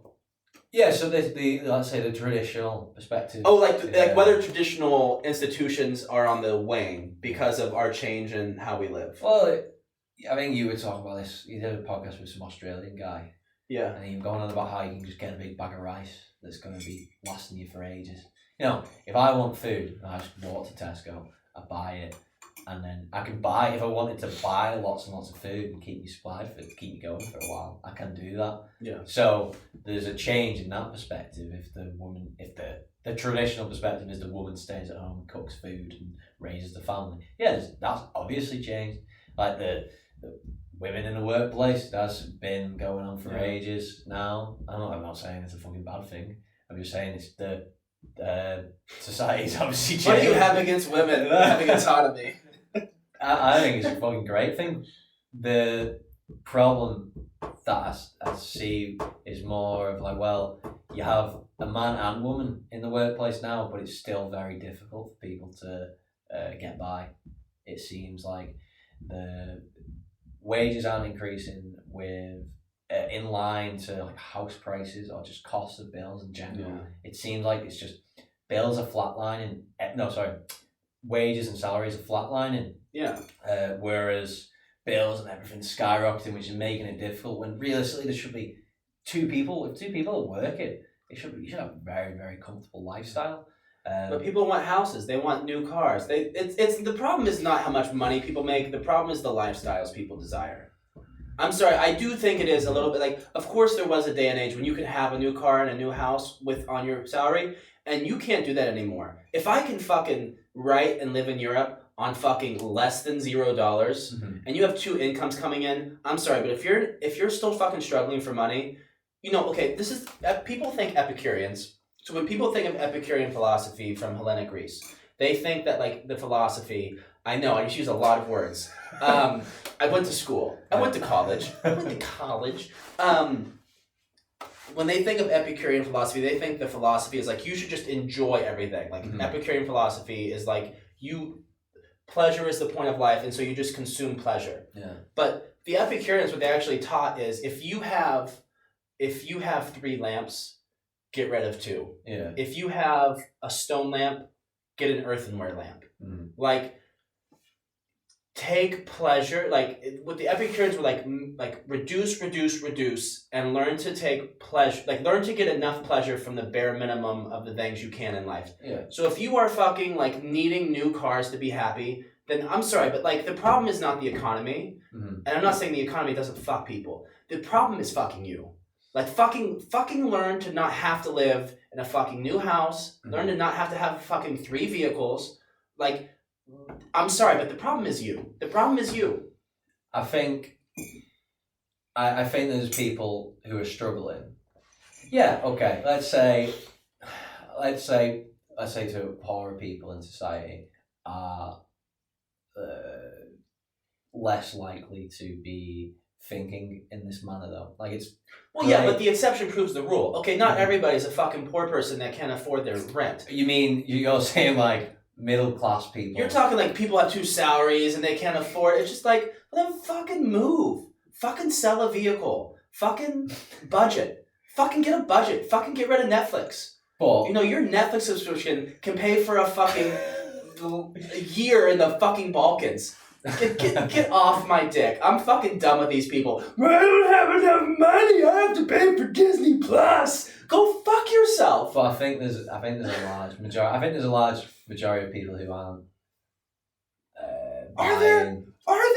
Is there a lot of people who are Why do we keep hearing it? Why? Because people are fucking entitled. They're not fucking used to being like, shit, I can't have everything I want. Yeah. My dad stopped paying for my phone. I do. Fucking, we gotta be socialist. I understand your criticism. I do understand what you're saying. And, there's benefit in reducing your wants and your needs and your desires and going, well, yeah, I don't need the latest iPhone. I don't need all of this stuff. If I can't afford it, that's great. But I feel that based on, if you look on the increase of, let's say, minimum wage, it hasn't increased. No one's saying you're wrong. That's what I'm saying. No one's saying you're wrong, yeah. From that perspective. And then there's issues such as, in England there's, what are they called now? 0 hours contracts. I'm not sure if they're as much of a thing anymore. So it's like, based on stats, you can say like, oh yeah, there's loads of people in work. And then you can say, well, if you just look at that data, it's fine. But then you get past that data and it's like, well, they might be in work. How many hours are they doing? How many hours are they, if it's for a fucking, I don't know where I'm going with this. If it's for like, do you have 0 hours contract? So 0 hours contract, you can basically be on. You're not required to do any hours, but you can say, "Oh, we want you to do 40 this week, or we want you to do 20." Yeah, we don't really have that in the States. Yeah, it's quite a shitty way of employing people. I don't think it's as much of a thing in the UK, but let's say we do have at will contracts where the employer can just fire you whenever they feel like it. I'm very glad that I'm from Europe and not from America. I'm not saying that America's this terrible place, but when it comes down to like labour laws and the treatment that people get here is miles better. Yeah, I don't think people from the States realize. So for people who are from the States that listen, it's like there's very much, especially in the EU, probably less so in the UK now, but like there's very much this entire legal framework for when you are brought on as an employee, like you have rights about when you have to be notified of departure, the reason you can be let go, how much time has to elapse before you are like you can't just be fired like you are in the States. Yeah. And so I remember meeting. I'm trying to. So this is one example I can give you. So I was hiking the coast to coast in England, and there was an American woman who was clearly doing okay financially because she was hiking from the top of England to the bottom of England. Was it John O'Groats to I can't remember the other place, but basically she was doing like a 4-month hike. You gotta have be in a pretty well stable position to be able to do that. But she was telling me that the minimum that she legally had to be paid at her job as a waitress was like $2. So Yes, absolutely. and I was like, what the? That's insane. Because they assume the tips will bring you up. So you don't get minimum wage plus tips. You get a nominal wage, which becomes minimum wage when you add in the tips. Yeah, that's insane. It is fucking mental. It is insane. Yeah. And the worst thing is the people who support these kind of labor policies are Republicans who are supposedly against big government. But all that is government subsidy of workplaces. Like I get so fucking tired when people are like, when right-wing people are like, don't raise the minimum wage, don't raise the minimum wage. But like we're also against government subsidies because literally what you're doing is you are having food stamps so that Walmart can pay somebody $7 an hour, but thanks to government subsidies, they don't starve. So all you're doing is subsidizing business by this shitty fucking policy. And I understand, like, I have friends, I think of one really good friend in particular. His family runs a pizza shop and they used to run a hardware store. They couldn't afford to pay somebody $15 an hour. They couldn't afford to pay someone $20 an hour. Yeah. So I get for a company like that, not forcing them to pay somebody $15 an hour because it will fuck their business. But like for Walmart can fucking afford to pay people and not require their fucking wages to be subsidized. Yeah. It's nonsensical. You finish your thought, but I'm with you. I was talking about like people not earning enough as well, it was things like this what I was wanting to get across. But also, whose fault is that? Go back to school and become an accountant. Like, but there's also, you can say like, oh yeah, just go and do that. But let's say, okay, let's put it this way. I'm born in Prague. Yeah. I'm born in Prague. I'm an EU citizen. There's loads of infrastructure around me to enable me to travel across the continent. Yeah. If I want to go to Berlin, I'll book it maybe in advance. It's going to cost me 600 crowns. Yeah. Let's say. Now, let's say you're in America and there's not as much infrastructure based on public transport. Okay, you can buy a car, you can still move about, but you basically it's like you're starting off in a lower position. There isn't as many options available to you based on the infrastructure that's around you. I understand that there's a huge road network in America, but what I'm trying to get across is that it's fine to say like, well, pick yourself up by the bootstraps and kind of carry on with life, and you've got to work hard. But people can be born in a lesser what am I fucking saying? That's not less privileged. Yeah, it's less privileged part of society. It's like I know that I'm in a privileged part of society. I do know that based on my family history, based on the family I've been born into, based on the country I've been born into. I can log onto a computer anywhere in the world and teach English simply because I can speak English because I was born in England. Yeah, that's insane. That, but I guess you can argue that's what the market enables you to do. Well, I think that I think that people can agree on saying like, okay, some people are bad with money. Yeah. Some people are bad with money and blow money on stupid shit. But there's also a side of saying, well, what can we do to improve the infrastructure in society and social, what would you call it? Just infrastructure, public transport, which is going to benefit people to work. So we had trams in London. I gotta go to the toilet. I keep trying to let you finish your point, but you keep building onto it. I'm trying. Can you please monologue it and I'll listen to you? I'm gonna run to the loo. So it's like there was in the early, I think it was like 1912. I'm probably wrong with the date.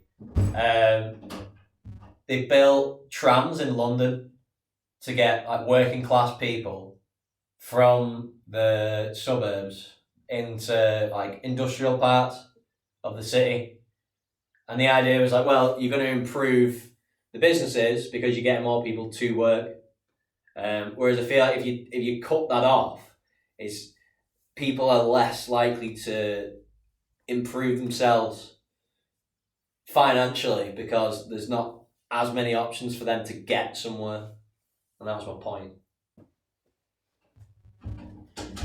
Look, and Edward, I'm with you. I need to be. Oh, oh man.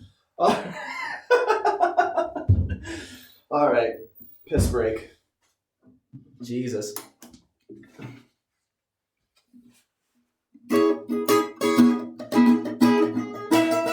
Oh, that's out of tune. Oh, wow.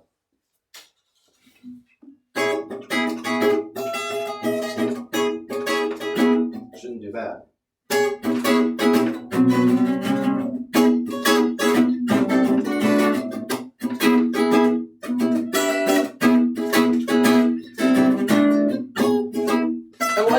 I get your point. Like, yes, we should be doing things to help people. Mm-hmm. But, like, the thing I'm fucking tired of is, like, middle-class people. We both work jobs, and we can't afford a second vehicle. And so, like, one of us has to take the bus. And I'm just like, I'm fucking tired of them. Yeah, I get it. Do you know there are people in this fucking world that don't have enough to fucking eat? Like, there are people who go to live in fucking countries like the Balkans, where if they fucking have to turn off the electricity right now half the day because they can't fucking afford the power. Like, literally up your own ass. Yeah. I'm fucking done with them. I'm fucking done with, like, first world people complaining about shit because they've never got out of their comfy little country and realized that some people have shitty lives from where they're... Because it's...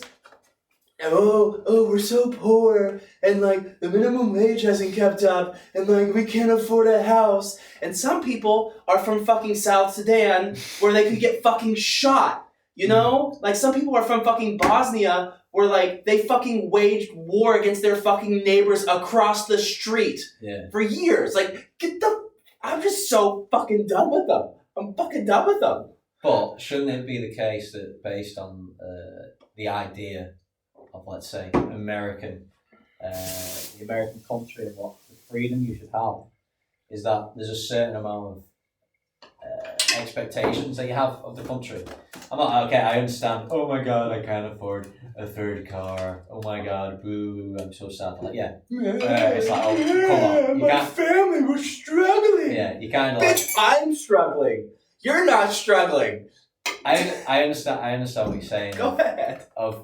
There's people who are complaining that they're not able to live a very, very, very, very privileged lifestyle. What if I lose my job? But there's also a part of society where let's look at the UK at the moment, okay, where you make decisions in your life. And you get a new prime minister who comes in and just tanks the economy. Dude, fucking Liz, they gotta fucking... Someone needs to take that bitch out. Yeah, so... Is that gonna get me arrested? I'm not actually calling for the assassination of Liz Truss. But, y'all, I told you y'all should have kept Boris. I wanted Boris to stay. I know he's a fucking liar, but it's like... It's better than this shit. Yeah, so I guess people get irritated because it's like... external problems, which obviously countries like the Balkans face, but countries like Great Britain, greatest country of them all, shouldn't. It's funny you have great. Yeah. It's people have this opinion. Like, hang on a minute, like shouldn't we have like better infrastructure here? Shouldn't we have a very good functioning society because of the country that we've made, and we're a rich society, but realistically, like, what did I see the other day? So our national power grid, the company that owns all the fucking power and the electricity, have said in the UK, a very first world country, that you're going to have power outages for 3 to 4 hours over winter. And you go, hang on a minute. I understand in the Balkans where they go, well, fucking hell, we're going to turn it off. But in the UK, it should be a standard that shouldn't be happening. That shouldn't be happening. It should be like, well, we expect a certain standard of living, and let's try and get that better and better and better and better and better and better and better. That's very privileged, but surely where we are in society, that's where we want to be. We want to say, okay, well, it's shit in South Sudan.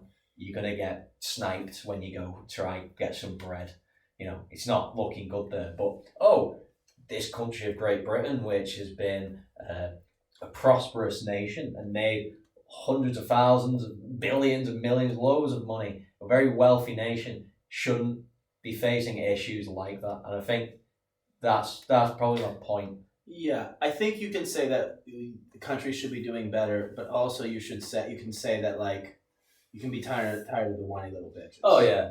Oh no, I used to be able to go to the restaurant 4 times in a week. Now I can only go once. Woo. Yeah. Come on. Shit, I knew people that they went to a restaurant once a year. Yeah. Like, I mean, real fucking poor people. Mm-hmm. I just don't have, and I'm not, I don't resent people that have means for indulging in the means. It's more like, just don't fucking act like you're fucking dealing with excess. But also, okay, so this is actually kind of where we got off on this trail. There is a point to it. We're talking about maybe there are ways of there are institutions in the world that have to adjust or that we have to find new ones for. Like maybe marriage is a relic of agrarian societies, and now that we're a service-based, internet-tethered society, like maybe we need a new model for coupling, and maybe the old models don't work. Mm-hmm. And it's a good question to how much of that kind of couple, because part of it is even if you believe in a purely Darwinian conception of humanity, that all our desires and our institutions come from natural selection. Mm-hmm. Well, we have been spending 10 to 40,000, I think, since we became agrarian, 10 to 40,000 years of naturally selecting for people who were inclined to build monogamous husband and wife relationships. Mm-hmm. So even if we're going to say, well, then that one's not what this society is suited for, it's going to take a long time to winnow out that desire because we have been born and bred to want that. Yeah. It may very well be that we have this desire for a kind of institution, mm-hmm. which is no longer the most optimal one in our current society. Yeah. But I think also getting on this point, talking about people fretting about not being able to buy a third car, mm-hmm. When you're living in an agrarian society or when you're hunter-gatherers even, mm-hmm. You worry when you worry. I think the way anxiety works is that you worry about the thing which is the biggest worry to you. Mm. And when you're a hunter-gatherer, the biggest worry is a lion. And if a lion's coming at you, you should be anxious. You should worry about the existence of lions because when a lion eats you, you're fucked. Yeah. Problem is now people don't have lions. They have the inability to get a third car. So we get this massive feeling of anxiety and lack of self-worth, not because we can't fight off and defend ourselves against a lion, but because of insignificant shit. And so we have these old impulses and these old ways of comprehending the world, and we are applying them to things that they're not necessarily suited for. Hmm. And I have a friend who studied psychology, and she, the younger of these two ladies, she made the argument. And she actually has a really good point, which is that when you're dealing with somebody that has an issue in psychology, when you're dealing with somebody coming into therapy, you shouldn't go oh, you are processing things wrong. This is a disorder. You should go in actually saying, no, the things in your life and what you're living in are caused, this is a rational response to the fucked up situation you are in. Mm-hmm. The way you are processing the world is causing you to have this response. It's not that you're broken. It's that we have to change the situation in which you are existing. Mm-hmm. Mm-hmm. Yeah, and so there is something to that. Yeah, but I guess this is an argument of individual responsibility. I don't want to divert back into fucking JP, but there's individual responsibility. Now, for me to take individual responsibility of myself and my actions, I'm going to benefit much quicker than somebody probably lower down in the society class. Because there's more options available to me based on my background or my current situation. And yeah. How does that tie into criticism of existing social structure? So you can take, my basic point is it's fine to take individual responsibility, uh-huh. But it's, if you're in South Sudan and you go, well, I'm going to take individual responsibility and go for a walk outside and Jesus Christ, I've been kidnapped. Oh my God, I should be taking individual responsibility. There's an acceptance that I feel, and maybe I feel that society should be structured in a way that enables that individual responsibility to benefit people in the best way. Yeah, I think that's the benefit of capitalism. It's like, how can we harness human selfishness? Yeah, but then there's also the critique of capitalism where, let's say, in America, when I talked previously about like public transport, it's very beneficial here in Europe that you can just easily move to a different country. Yeah. So it's like, capitalism can be amazing, but I feel like you've got to have. I don't know. Let's say Czech Republic. Is this a capitalist state? They have good social policies. People can go to university until they're 26 for completely free if you can speak Czech. The public transport is amazing, and it's not cheap just because we're from a different country. It's cheap for people who actually live here and are earning a decent salary. So it's like, okay, I can get behind that. Yeah. It's issues for example, in England that I get irritated about, where it's like, I'll put this in perspective. So I bought me and Christina 2 tickets to go from Krasnalipa, which is near the German company, fucking hell, in the border of Germany, and services start at the train at 4:30 in the morning. So if you want to get to Prague from this very small town, you can get there at 7:30 in the morning. I grew up in a small town near Manchester. It's not near Manchester. It's an hour and 10 minutes away in the train. I told you I went through it. Through Wigan. Well, it's like I live on the border of Greater Manchester. It's even further from Wigan. Oh, okay. Yeah. Now, for me to get to Manchester from this small town, services start at 8:05 in the morning. It's going to cost me £15 to go. Just to get to Manchester? Just to get into Manchester. And it takes an hour. So you get there at 9:10. Not many places start working at that time. Let's say a normal 9 to 5 job. So you're already late. Right. You're already late. So it's all the people do, I'll stay in Skelmersdale, which is the town next to where I'm from. Skelmersdale has been a town that's just got like warehouse jobs. Yeah. It's not the most prosperous place to be living in. It's quite rough. And then you look at these people, and then you say like, okay, they are cut off by society because there's not the infrastructure there that allows them to get to where the jobs are. So there's not even a train station in Skelmersdale, it's in the town next to it. Yeah. And then if you've got a car, okay, you can get to somewhere. But realistically, I feel like it shouldn't be the case that it's cheaper to own a car, which is in the UK, than to use public transport. Yeah. That's ridiculous. And to go from a town that's a city, one of the biggest cities in England, that's an hour away. Services shouldn't start at 8:05 in the morning. And cost double or triple what it cost here. Yeah. So that's where I feel like there's got to be some sort of balance between, like, I don't know if you'd say socialism and capitalism. I don't know if that's like what you would say. Maybe a balance between both. I don't know. Where we're going with it. No, I hear you, and I think we got off, like, we started this conversation talking about like marriage and social structures and relationships with like a detour into like modern alt-right intellectual dark web things. Yeah. But we're starting to get into like the frustrations you were emailing me about like you're kind of reckoning with, is capitalism really the best thing?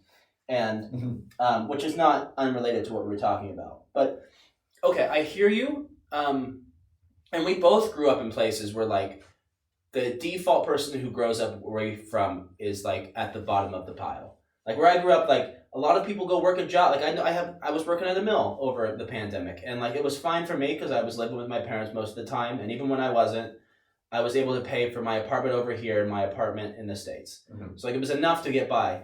But then my coworker has 5 kids, and he has a wife, and he's supposed to somehow pay for all this shit with those kids on this salary, and it absolutely cannot. Mm-hmm. Like they're absolutely poor, and they don't live poor, but they're in absolute terms they are poor, and it's like I 100% understand that problem, that like there's a a kind of person and a kind of area and a kind of workforce that's just getting left behind. I don't know, what do you do other than say, you know what, life kind of sucks for some people and don't have so many kids and like, you know. So I get, so it's like 5 kids, you kind of go like, you know, there is control. You can have control over the amount of babies you produce. You can admit, you know, you can say, okay, well, I mean, you can't undo it, right? I mean, you can, but you shouldn't. Let's take a kid out guns, but we gotta start calling the herd. You don't have enough resources.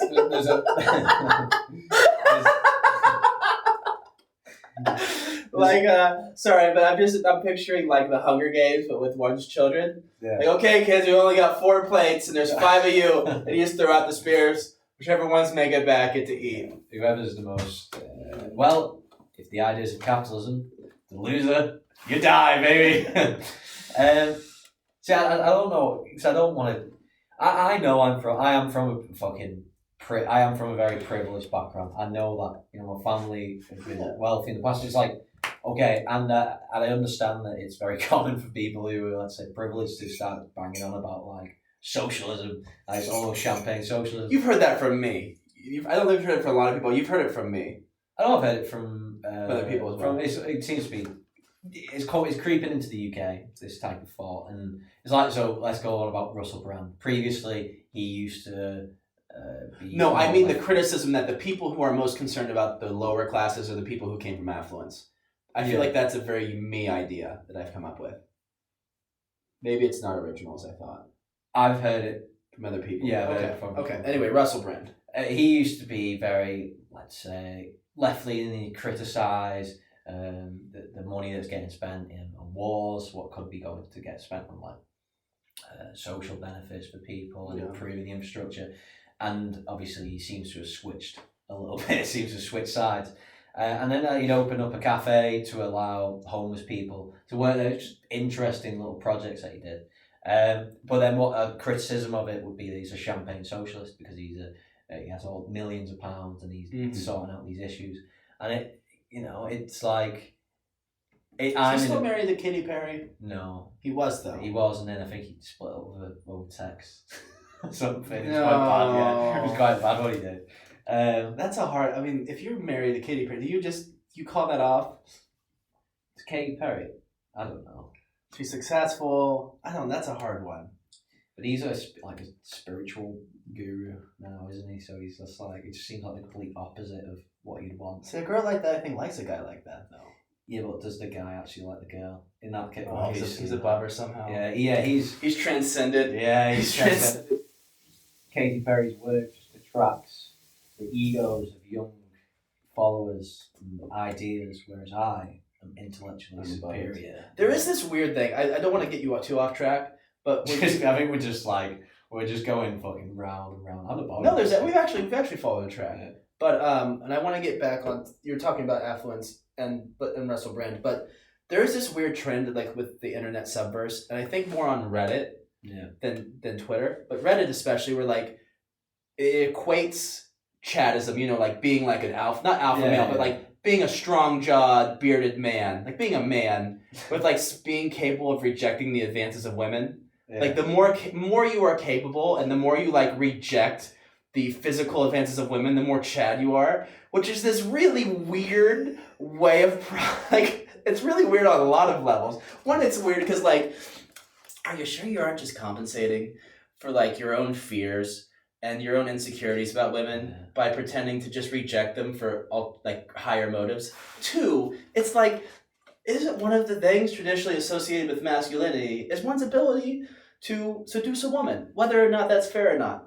Three, it's like, are we sure? Is this a great dynamic that we want, like, that, like, you're berating yourself for not being able to turn women down? Mm-hmm. Like, there's just a lot of, but it's just this weird thing of this internet subculture where people are just like, yeah, we're men, because, like, when women want us, we turn them down. And it's like, well, that's not good. That's not good. I think there's just been a big push on this, like, alpha male online figures. Like, you've heard of Andrew Tate, haven't you? Yeah. Yeah. Like, he's been cancelled now. Is he cancelled? Yeah. Well, I think that's fair enough based on like when I was looking at the stuff that he was spouting. It wasn't like, oh, I'm criticising the left. It's like, I'm saying that I own women, and if I have a girlfriend, then she's my property. It's like That's suboptimal. You got so someone. That's problematic. I would say. Yeah. Mildly. But then, so the thing is with the internet now, it's like, so he can now take the stance of, well, I've been cancelled by the woke leftists, and you're like, yeah. Like he was on, what was really funny, like he was on Piers Morgan Uncensored, and I'm looking at this shit. I'm not even interested in it. I'm just watching it. Well, then he's going on about like. Piers Morgan is digging into him, going like, so do you support Alex Jones? Because he was on Alex Jones' podcast.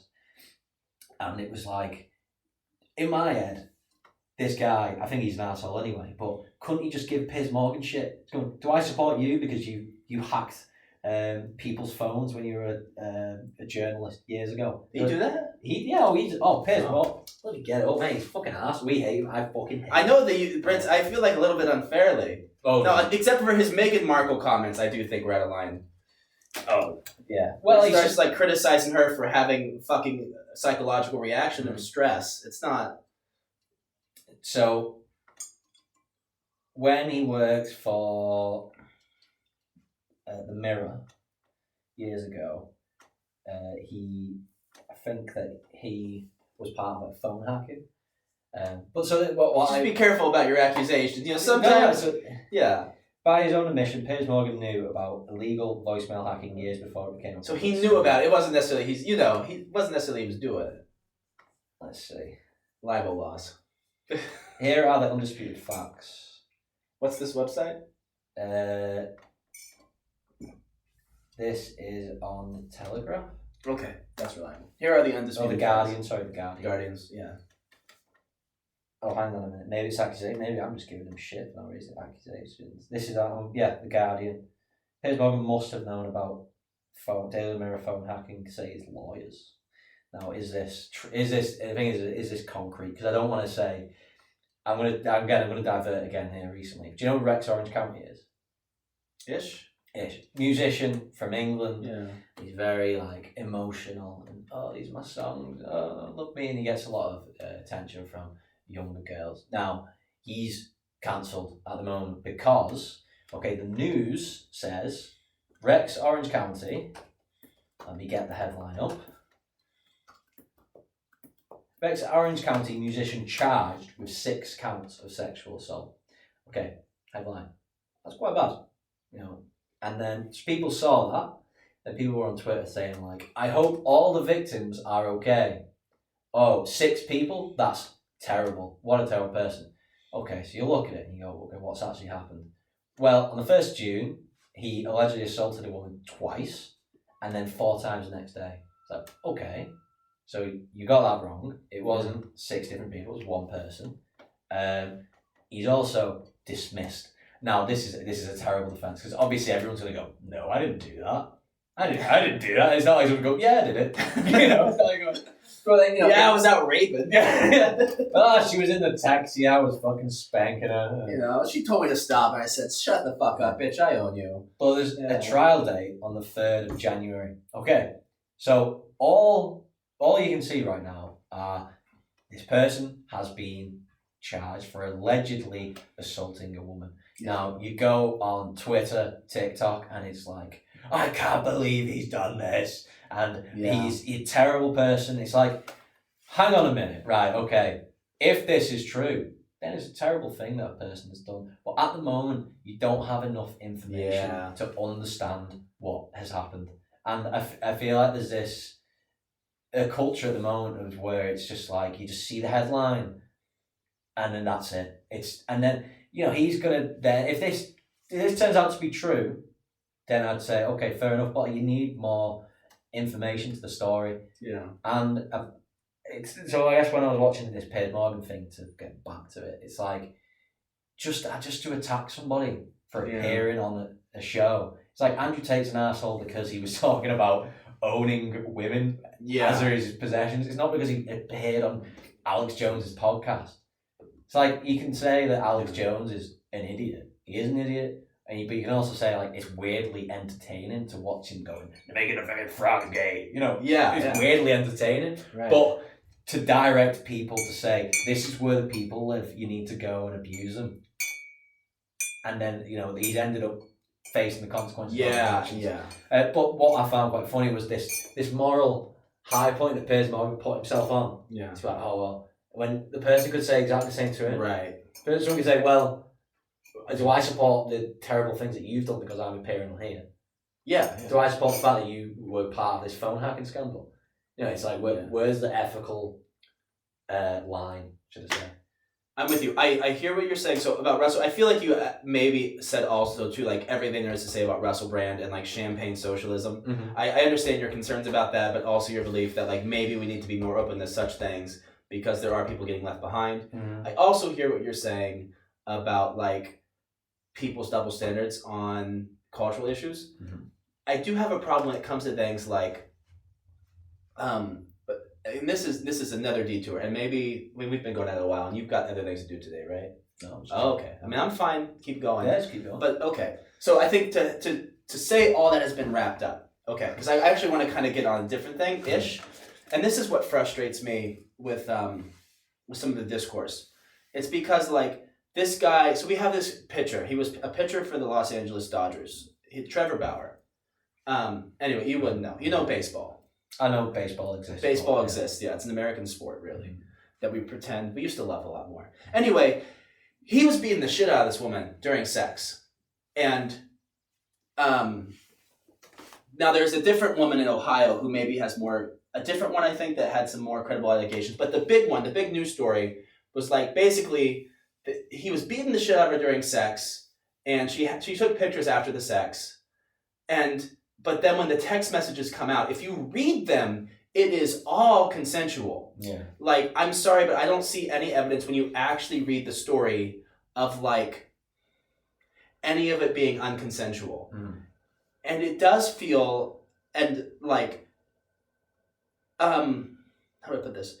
It does feel like as a society, we're not judging things based on like whether somebody did a moral wrong. Mm. We're judging people based on what we're comfortable having them do.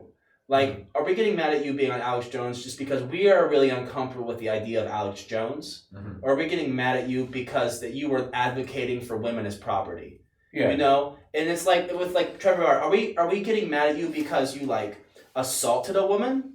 Or are we getting mad at you because we're like kink shaming? Because we're uncomfortable with the idea that people beat the shit out of each other during sex. Yeah. And it's like the same thing with Louis. Look, you can find grounds for hating Louis C.K. Mm-hmm. and some of that. Like, now I do think, you know, his agent is the one who was taking these women's careers. I do think that like maybe he needs to be more aware of power dynamics. I think there are legitimate criticism of Louis C.K. Yeah. But all the dialogue around Louis was like, well, he was jerking off in front of women. And it's like, well, yes, and I mean, he asked.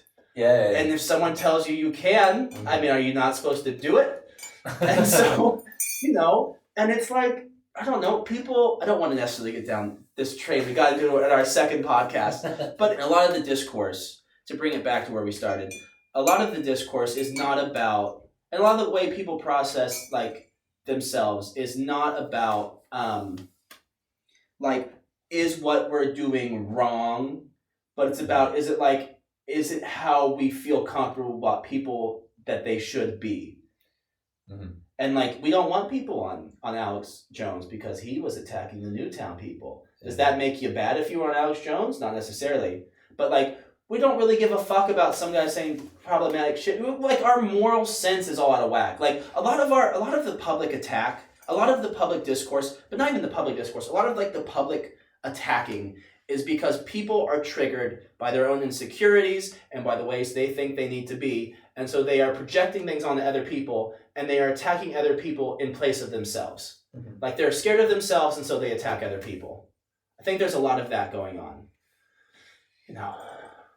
Yeah, it's like, oh, I don't agree with Alex Jones, so anything that's associated with that. Or they're like, criticize. Well, of course, I think with Alex Jones is different. I think Alex Jones is icky because he was like torturing the parents of these children. Yeah. But I think when it comes to like something like Louis, It's like, I'm really uncomfortable with this, and so like let's attack him. Yeah. And it's instead of attacking like with I'm gonna let you talk, but instead of attacking, what's the name of the guy that wanted to own women? Andrew Tate. Instead of attacking Andrew Tate because like he's describing women as property, we're just attacking him for like being on a show because it makes us feel icky. Yeah. Like we're mad at him because he made us feel bad. We're not mad at him for doing something wrong. We're mad at him because he made us feel uncomfortable. Yeah. And that is wrong. Getting mad at somebody because they made you feel uncomfortable is not about them. It's about you. Mm-hmm. Yeah, like I just feel there's so many contradictions. Like if you try to take the ethical high stand, the high point, Moral high ground? moral high ground. Ethical high stand.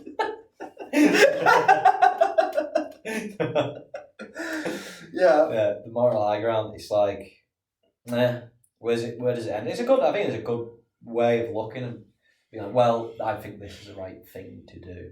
It's quite a nice way to structure yourself. I think this is the right thing to do. But when criticising somebody when you've done similar bad things yourself or just things that are questionable, that's when it comes out. It's hypocritical. Yeah. I do take guys just an asshole. Like he's genuinely an asshole, but it's just like why are you attacking him for that? Why do you care so much? Yeah, it's like why are you attacking? Well, it's why I can understand the pressing him, like on the women comments and the behaviour he's displayed when there was footage of him beating up a woman. Oh, there was footage. Now he defended it by saying it was consensual. Yeah. I to be honest, I don't know what is true or not. But when I've seen him on clips on TikTok just saying absolute nonsense about women, you just got this guy is just genuinely an asshole. Yeah. And someone did like a 50-minute video deconstructing him, and then that got him cancelled off YouTube, Facebook, Twitter. But then so I've seen him pop up again, and then he's made some valid points. Like he said, he got an email from Airbnb, and Airbnb emailed him like, "Dear Mr. Tate, due to recent upcomings or news, we decided that you cannot use our platform." And he was just being like, "I haven't used Airbnb in years, but they've seen that I'm a part of this, and to avoid criticism from the press." Yeah. Or from social media, it's like, well, let's cover our asses and get rid of it. So it's like when people take the ethical high stand, the moral high ground, it's like, especially when companies do it, I'm like, why are you fucking doing it though? Because you're doing it to save your face and to get, at the end of the day, to get more customers, to get more money. Well, yeah, at that point, I don't think when you're talking about that sort of thing, I don't think it's because the companies feel icky. It's all about it. Performative. It's like performative moralism. And that's just how our society, at least in the public sphere, is rating the various severity of crime. Yeah. That like, and that's fine, but let's not pretend like we're like somehow superior to the moral Middle Ages. Mm-hmm. Like we are every bit, and I think this is maybe maybe it's a bit of the English and the US like religious perspective kind of infecting the public discourse, where it's like, let's not pretend that we're like this modern society and like past religion. It's just that like we have different mortal sins now. Mm-hmm. Our mortal sins have changed. And that's just the truth of it. Mm-hmm. And that's fine. I mean, you can be a murderer and get out of prison and be repenting and or a former drug dealer who got out of prison, and you can be an idol, and you can be a former sexual abuser, and that will follow you the rest of your life. And maybe it's fair, like it's just changing societal standards for appropriate behavior. Mm-hmm. But like let's not pretend that we're not judgy fucks. Yeah. Yeah. Yeah, definitely are. Just Yeah. judgmental. We're just judgmental of different things now. It used to be that like you couldn't live with somebody before you were married, and now you can't beat the shit out of women. You used to be able to beat the shit out of women, but not live with them before you were married. Now you can't beat the shit out of women, but you can fuck them, you can fuck 3 of them at once, and it's okay. And it's just, and I'm not saying the two things are even equal, but I'm just saying, societal standards change. Yeah, and it is societal. Yeah, and I think it depends on the country that you're in. Yeah, and these companies, they're just trying to adapt to the societal standards. They're not taking a moral stand. They're just trying to make not look bad. Yeah, so it's like they're taking that perspective. It's just to save face. It's just so that their profits don't get hurt. Yeah. And what makes me laugh is people who would Brave Airbnb. you just like what? So you don't think this company's operating in? You think this company's operating in your favor? It's like, come on. It's like, no, they're just doing it because they have to. Otherwise, they would get heavily criticised by the press, or they might not do. But yeah. So I think maybe I wanted to bring this up. This might be a good place to end. Go on. So we're talking about moral behavior. Do you feel like I'm being unfair to these women? I can see them. Because you made a few comments where we were talking about whether everybody in the situation is consenting to it, and you said like that's okay, but I feel like maybe there's a little subtext like you feel like I'm not doing that. It's and you're not going to offend me with this. I'm asking you. Yeah. It's if everybody I see it as like if you're being completely honest, now you can say you're being honest and kind of play with the truth a little bit and kind of be like, oh yeah, not lie. I don't know how to say it, but basically, as long as you're being upfront and honest, completely upfront and honest, and saying your intentions with people, then I think that's fine. That was my opinion. Like if everybody's on board. Yeah, I would say everyone's on board, but everybody is informed. Everybody is informed and been honest with. But not everybody is happy. Well, it's based on that. Then, if people aren't happy, then it's what they're choosing to stay with me. I think they're welcome to escape the ship.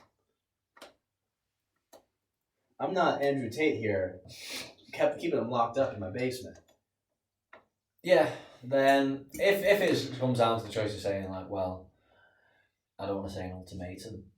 Like you're not really putting it down to an ultimatum, but maybe it comes down to the values because it's like, do they want to be with somebody who is openly telling me that they are dating somebody else? And if they do, and they don't have a problem with it, then that's fine. But if they keep mentioning that it's a problem, then you're like, well, okay, I need to change course. You need to make decisions based on that. Well, no, and absolutely, I'm trying to say, like, it has been a better arrangement for me than I ever thought it would be. Mm-hmm. But on the other hand, it does lead to conflict, and it does. They're both unhappy with it, so I'm not going to drag it out. And I'm in this for the intent of trying to discern which one I would prefer to cast my lot with, and that's why I'm here. Mm-hmm. And I wouldn't be doing it if I didn't think both were of the highest quality. Like it's not just like I got some side hoe that I'm reluctant to get rid of. Yeah. I'm really and it's not even that I was with one way before the other, and I'm just I'm pushing an old person aside for a new one. They both came into my life just about the same time, and it's not that like I'm playing them off each other. It's that like each one has her positives. So I'm not trying to milk this, I guess. Like I've found this arrangement to be better than I expected it would be, but I'm also not trying to milk it because I know that the other people are miserable. Yeah. And I am approaching it in the way that I tell them I am, which is I'm just trying to figure this out. And like no one is happy with neither of you two are happy with this. Mm-hmm. Part of it is just like the ways in which one lacks, the other one makes up for. So it really is like I'm dating one complete satisfactory person, which has been really nice. And it's a little bit made me think of like, man, we do put a lot of pressure in monogamous relationships on somebody to be everything. And we put a lot of pressure on ourselves to say, you know what, I'm going to accept this person, even if in some respects it's not the best. Mm-hmm. When I say it's hard talking to the one at dinner, I don't mean she's unintelligent. Just like the connection, the bond, the like, my mind is reading your mind as the words flow out of our mouth is not there. And so, yeah, I mean, I hear you, and I'm trying to be ethical about it. I think, yeah. So if it's like, so it's very common in I say, in It's a modern lot easier to talk society. about this in theory and as like criticizing my friends' behaviors in this respects than for me to actually talk about it myself in my own How do life. you mean by that? Sorry. Like I've always approached this as like an intellectual problem, but now that you're living it, it's just different. Go ahead. You were gonna say it's common in modern society. Well, some people don't.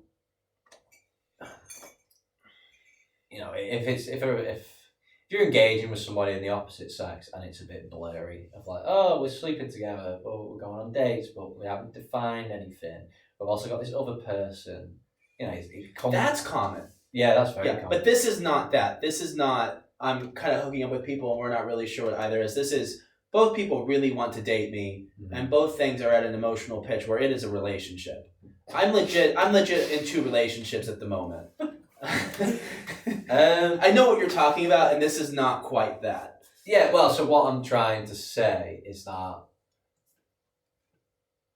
it is quite common.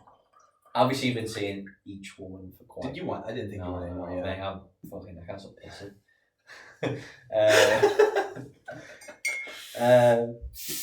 It just comes down to is one of them going to end? Is it one of them going to end, or is it going to be a mutual thing that you just keep seeing both people? And if you enjoy that and both people enjoy it, then there's not a problem with it. The problem is, you know, it would be understandable if one of the girls just turns to you and says, well, Jacob, because you're undecided, or because you actually have decided that you want both, then I don't want to be involved in this. And I think that you can just go, well, that's fine. I feel like if you're just telling them up front, this is what I'm doing, then there's no issue with that. The issue would be maybe if you're lying and giving them a false sense of security. Oh, and I would understand if either one would say, it has been mortifying for both's conception of their self-pride. I could not tell you how many times, unprompted, in conversation, something comes up where like, this isn't just a schoolgirl crush, okay? Or like, I need you to respect me. Or like, I could do without. Like, the number of times that like the defensive like reassertion of her worth has come up, in both cases, it's just like, well, there's a lot of wounded pride here. Which is almost kind of pissing me off as a man. Because you know how much shit as a man you have to deal with to have your pride fucking swallowed? So I'm sorry, honey. But like, I'm sorry that one time in your life, like maybe your vanity isn't being like fucking massaged. I'm a little bit pissed about things like, oh no, I have to fucking swallow my pride a little bit. Like, welcome to the fucking experience of being a male. I'm sorry, a little bit. Like, I feel bad for you, but also I'm sorry, honey. Isn't it feel sad that maybe you don't know? That maybe you're more wanted, like you want more than you're wanted? Oh, fuck. Welcome to being with an X and a Y chromosome. Like, that is literally what being a man is all the time. And I'm a little bit just like, welcome to my world. I'm glad you got to live in it for a month. Mm-hmm. Now, is it, so when you say like it seems like you're quite happy that they're kind of like, haha, you've got to deal with stuff. I'm not happy they're miserable, but I am a little bit like, I understand the emotion. I respect it. It's valid. But I'm a little bit like, it's just the first time in your life you've ever had to be mortified where you felt like you were going after somebody harder than they were going after you. Mm-hmm. And like, I would like you to know that if I'm not gonna listen to this shit. But I would like anyone in that situation to know that like that is just what it is like dating as a man all the time. Mm-hmm. Yeah, at least in my experience, is the wanting more than the being wanted and having to swallow that pride. Correct, yeah. Making yourself a more attractive person to the opposite sex.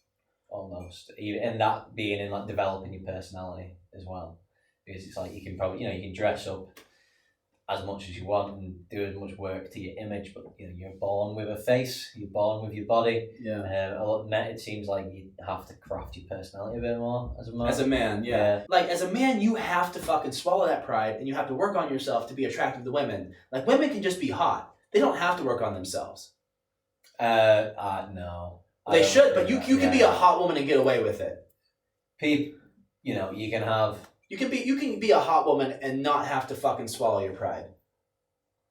But you could be I think we were speaking before about people who've just not been had. I don't know if we've spoke about this today or in the past, but you know, people, I'd say naturally very pretty people with no personality, and maybe they've been handed stuff for most of their life and not had to deal with stuff. Maybe they've been had the dad just constantly look after him, the parents look after him, and then when it comes to actually dealing with problems, they're just like incompetent because they've never had to deal with it. Now, someone might be a goddess in your eyes, whether it be a man or a woman. They might be the most attractive person you've ever seen, but that personality matters. It matters a lot. It does matter. It does matter for the success of the relationship. Yeah. You're not going to be with a shitty person, and you know, the older you get, the more you have to be like, well, I have to work on myself because like I'm not just getting attention all the time, and like my relationships keep fucking up, and it's partly who I am. Like I'm getting people interested in me by my looks, but I also need to work on who I am because then they're leaving. Mm-hmm. So I'm not disagreeing with you, but I guess yeah, no, and I just I think as a woman you can get away with it a little bit more, and I think even if you are a good person and so you just work on yourself out of the instinct of like I'm gonna be a good person because being a good person is important. Just as a woman, you don't have to deal with that mortification of being like who I am as a person isn't like I'm working on me because I'm a good person. Women work on themselves. Good women work on themselves because they're trying to be good people and they're self-critical and they don't try to get away with shit. Mm-hmm. A man works on himself because if he doesn't, he's not good enough for a woman. And there's a lot of being a man. Like women, if women dealt with 1/10 of the rejection men dealt with, they wouldn't be able to fucking stand. If you ever turned a woman down when she wants you, she fucking throws a fucking fit. And you know how much fucking rejection an average guy experiences at a club, asking women out, taking women out, trying to hook up. Like how much rejection we have to fucking swallow. Mm-hmm. Like this is where I'm just, I get that their feelings are hurt, but like holy shit, welcome to my world.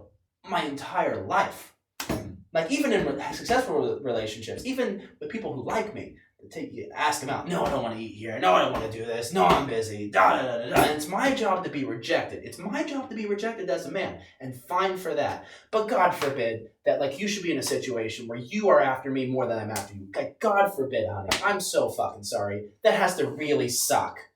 It does suck. I know because I've been there all my fucking life. And so that's where I'm coming from with it. It's just like I'm not trying to be insensitive. I don't really want to. You don't have to keep harping on this, but do you think that it's unfair? Do you think that society is unfair on the treatment of men? I don't even know about that. I'm just okay. So maybe I do feel like I'm being fair and open and honest, and I do feel like I'm being ethical, and I do feel like I'm being open, and I would completely understand it if one or both of them said, you know what, not worth it. I'm better than this. I shouldn't have to be with someone who I feel like I'm going after more than they're going after me. Mm-hmm. I'm out. I would say, you know what, that is fair. Thank you for respecting yourself. You know, I'm sorry you feel disrespected. Absolutely. I've said that to both of them. So I get that, but do I feel like society is unfair to men? No, I think that like I think as a guy, I just think it's how it is, you know. Mm-hmm. You know, it's like, it's asking, is it unfair that the sun rises in the east? You know, like I didn't make gender relations. Mm-hmm. They were handed to me. And like, I don't think blaming things on society is a very helpful heuristic. I don't think like it's all a societal problem. If we reorganize society, it'll go away. Mm-hmm. I think some things are just, whether you believe they're instituted in us by God or by the process of evolution, you know, or however you view it. Like some things just are, and like as a man, you get rejected, and if you're not, you know, and a woman, if you're not getting rejected, if you're not trying to hook, you know, even in a relationship, if you're not trying to have sex and getting rejected, like she's not gonna feel desired, like she's gonna feel bad if she doesn't have an opportunity to reject you sometimes. So like it's just part of the dynamic. It's not particularly nice feeling, but it exists. Mm-hmm. I find it hard to swallow. I've always hated the double standard for good behavior in relationships. But now that I've gotten older, there's less of that. One, because I know I'm more attractive, so I'm not in such a weak position that women feel like they can get away with shit with me. Mm-hmm. And two, I won't tolerate it, so I won't fucking be with women who I feel like are trying to get away with shit. And 3, the majority of the women I date are older women who also realize that like they're not good enough looking to get away with shit anymore. So like I'm dealing with much less of that, so it's bothering me less. Like that's always been my real frustration in relationships is the double moral standard. Like I have to work more on being a better person than you have to work on being a better person. That was always what bothered me. The whole thing of like, welcome to my world, honey. A little bit of it's just like, okay, well, you know what? I'm sorry, this sucks, but like, welcome to my world. It's a bit more like, okay, I'm recognizing it, but also like, I'm not going to lose any sleep for you. But when you talk about the thing that actually has bothered me in terms of gender relations, it is that feeling like the women are held to a different standard than the men. And I think part of that is just like when you're 22, when you're 23, everybody wants to fuck you. Literally, you are what everybody wants to fuck. You are a woman who is 23. Everybody, literally all ages, men and women, they all want to fuck you. Like you are the center of like human attractiveness. And so like I kind of get that there's no impulse for self-betterment. Because why should there be? And you're not, unless you're a good person who tries to be a good person, you're not gonna, there's no external stimulus telling you to change. But it does make dating that kind of person really fucking hard. That was a long rant. You look like you had something to say, but that's my answer. I think, well... I also have to piss. Yeah, me too, yeah. I'll go first. Yeah, I have got an opinion. You've got more than I have. I love that painting, by the way. What painting is it? I'm trying to remember. It's by a guy, I think his last name is Singer, maybe John Francis Singer, but it's I saw it in the Met in New York. Because I think the only painter that really gets applause from that era, like the 1800s from America, is a guy called Whistler, if I remember right. But I think Whistler kind of sucks. It's very modern though, and that's why people are attached to it. And he knew like other better known artists. He was like part of the circle, but this guy I like. Great portraiture. Anyway, you were gonna have a response. Yeah. So I think that you said woman wins the 24. I don't think it's always the case though. There are some very unattractive females, unattractive males too. Oh yeah. Yeah. It sounds like, in my opinion, you're frustrated from the experience you've had as a man, and now that somebody is experiencing that themselves, well, you've openly said that, welcome to my world. Do you think that is almost fueling you a little bit though? Do you feel like you're kind of like, you know what, fucking feel the feelings I've had to feel, so you go, you know what, I'm happy that I'm doing this? Do you think that is causing some sort of motivation for you to do that more? You're kind of like, yeah, this is the feelings I've had, now you have it. You feel the same way as I do. It's almost, no, I don't want to say negative, but it's just it's like you're wanting people to feel the pain that you felt in your life. Someone was asking me, one of these two people was asking me if like I'm like, don't get a big head, don't get a big ego. And like I wanted to respond, like I couldn't respond quite what it was. Like I'm not getting a big ego, but there is something to what you're saying. I'm not trying, and I'm recognizing it now, and I wouldn't say that's why I'm doing it, but I would say there is this kind of like satisfaction in the corner of my psyche that is like, yeah, you can fucking experience you can experience a drop of what the fuck I spent my fucking entire 20s experiencing. Yeah. Like, you know how much shit. I mean, you have had relationships. You're the kind of guy that dates people long term. I think there's a kind of person who dates people and they have a few relationships and they last a while, for better or worse. And I know you've experienced pain. Probably worse on the. Okay, so sorry, what were you saying? I just jumped in there to say some stupid joke, but probably for worse. For just watching your girlfriend blow 3 dudes. Yeah. That's got to be painful. Yeah, but I don't think that's the fault. I did go through this. Probably after it, I became more resentful towards women. I'm going to acknowledge that. Yeah. Because I thought that this person who I was in a relationship was categorized all females, and you enter relationships with different people, and it's like Christina shows similar personality attributes as my previous ex. Yeah, that does spark some emotional reaction. Oh my god, I have this with the American as well. Yeah, you're like, is she? Well, in my case, it's like, is this going to be repeated? Is this going to be repeated? Yeah. But you can't just abandon ship and be like, well, because of this experience I've had with being rejected, that means that every female is going to be the same. And what's the point? Absolutely. Yeah, because I think basically I'm just acknowledging that. So what sparks them triggers of trauma when a reaction would happen, which would be similar to an ex. Mm-hmm.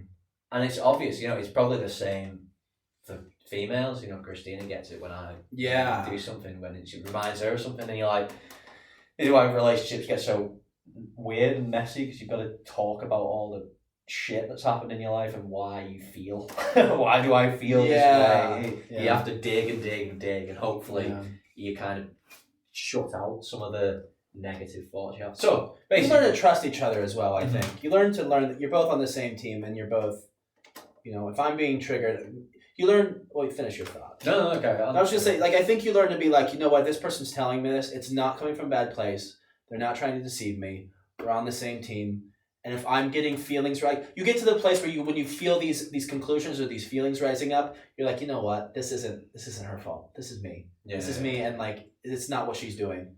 And it helps you isolate the things that actually are you. What is still the shit that you can't let go of? Mm-hmm. Yeah, it does isolate the things you have to work on. Yeah. So my question is then, in response to that, do you think that the feeling of you feel how I felt as being a man, do you feel that's something you need to work on? Do you feel like you need to acknowledge that you've had to deal with rejections, and that's caused some frustrations towards females? I would say that to finish the point, I think there are some people who are in relationships. I was always trying to get in one, but I was not the kind of person who could make a relationship happen. So I've had romances, but never relationships, really. Anything longer than a month or something. But I think, and that has been very frustrating. But I think there was a time when I would try to win arguments. Because if I want to win it, I've never met anybody that could make me lose an argument. I don't know if I don't consider myself better or more intelligent than women I've dated. But I do think I have a lot of experience, especially with writing. You investigate all the possible intellectual avenues of the thing you're saying. And this, I'm just talking unguardedly, and I'm trying to give coherent opinions, but I'm trying more to have a conversation. But if I settle down and get angry, and I know there was something came out there.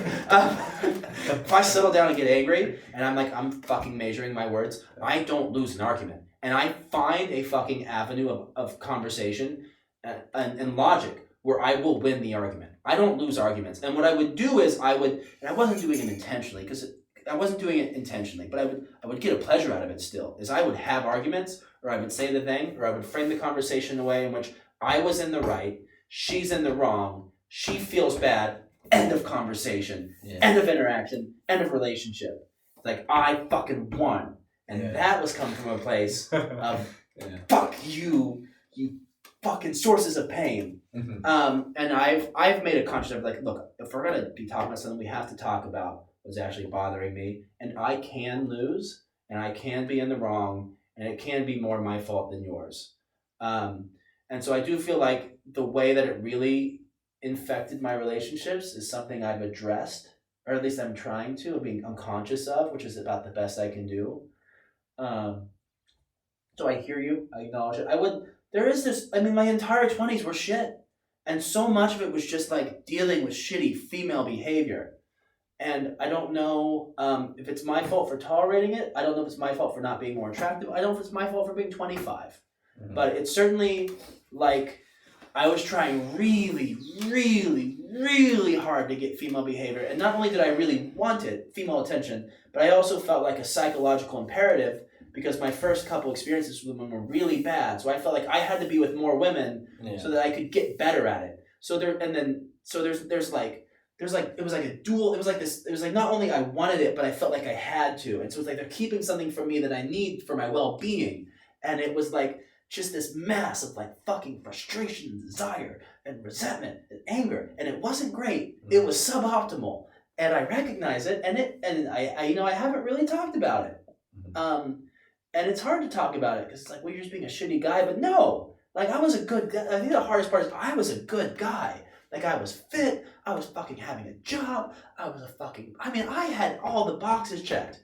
I think the only box I didn't have checked was being more insecure. Honestly, I do think one of the things that has changed in the last year or two is that I am more insecure in myself than I was before, which I think has made me less threatening to women. But like I was checking all the boxes. And it was just, I hear what you're saying. I don't think that's what I'm doing to these women.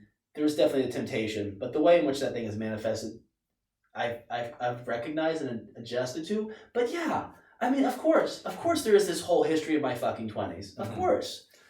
Is it hard to let that go though? Like what you've just said, I can understand the frustration and the irritation. It feels good. It feels good to be at an age where women want me more than I want them. Yeah. It feels good to like know women well enough that I can tell when they're into me, and I can say, you know what, I'm gonna say no. I'm gonna say fucking no to you. Yeah. You know, it does feel good. Yeah, it does. Of course it does. It seems like you're approaching it from like what your arguments have been. It's almost like a power dynamic. Like rather than it just being like I'm interacting with this human.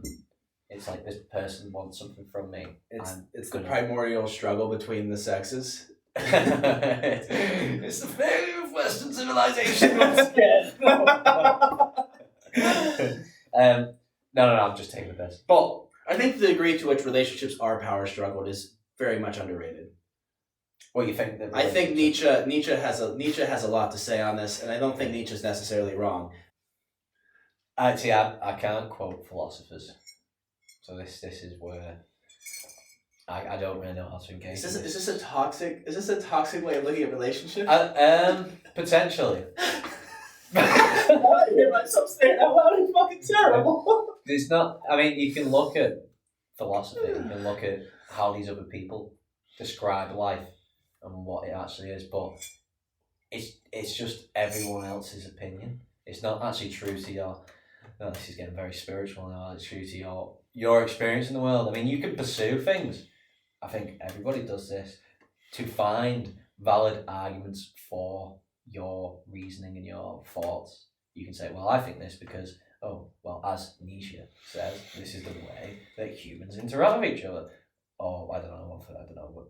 Basically, this is the dynamic and the power dynamic of the relationship. And if you're looking just from that perspective, then I can understand that's where you're getting that opinion from. But maybe if you, I don't know how I can go with this. Just explore that in yourself without going from the theory of a philosopher. Yeah, there's something to be said that am I engaging with people as people, or am I engaging them as like NPCs from video games, just like random people spawning out of nowhere? I don't think you are. I just think that you clearly focus on engaging topics like philosophy, but then you're probably using that to validate your opinions of the world. Selectively choosing one. Well, I feel like that has been my experience though in relationships. Is that there is a sort of, in observing other people, there is a power struggle. And there's a power struggle, like the relationships I've seen that are unhappy, the early ones, not later on in marriage, but the early ones, there is a power struggle, and that it gets resolved in one form or fashion. Mm-hmm. Like when I've watched people I know that've been in relationships that they don't break out of, but they still are trying to work through, it's because there is some kind of power struggle occurring. And like eventually the power struggle gets resolved. What do you mean by power struggle? That's who has dominance in a relationship, or who has dominance in one area in a relationship, or like which areas are the non-negotiables that the other person keeps butting up against.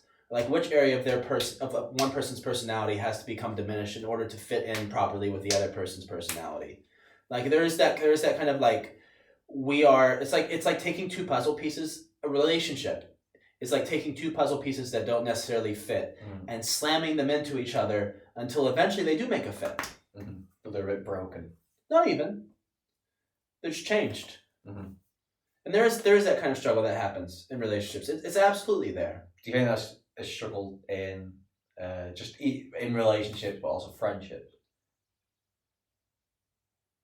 As in, like the way that you interact. Obviously, you can argue, for example, in the way businesses have functioned. Fucking hell. the way businesses function and the way they're organised is hierarchies. Now, is that a hierarchy of power? Easy, Jamie. You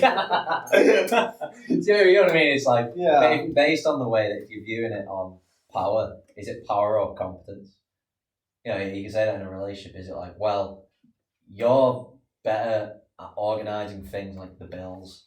You're better at doing this. You're better. So let's try find each other's weaknesses and strengths and work. Is it really with about you know, or is it I want to disembowel you psychologically. I don't want you to have your own opinion. I want you to just say yes to everything I say. Well, that's not what I'm arguing for here. No. Even no, I'm not saying like intellectual submission. I'm just there are parts of of people's personalities that are in conflict, and they kind of have to be sanded away.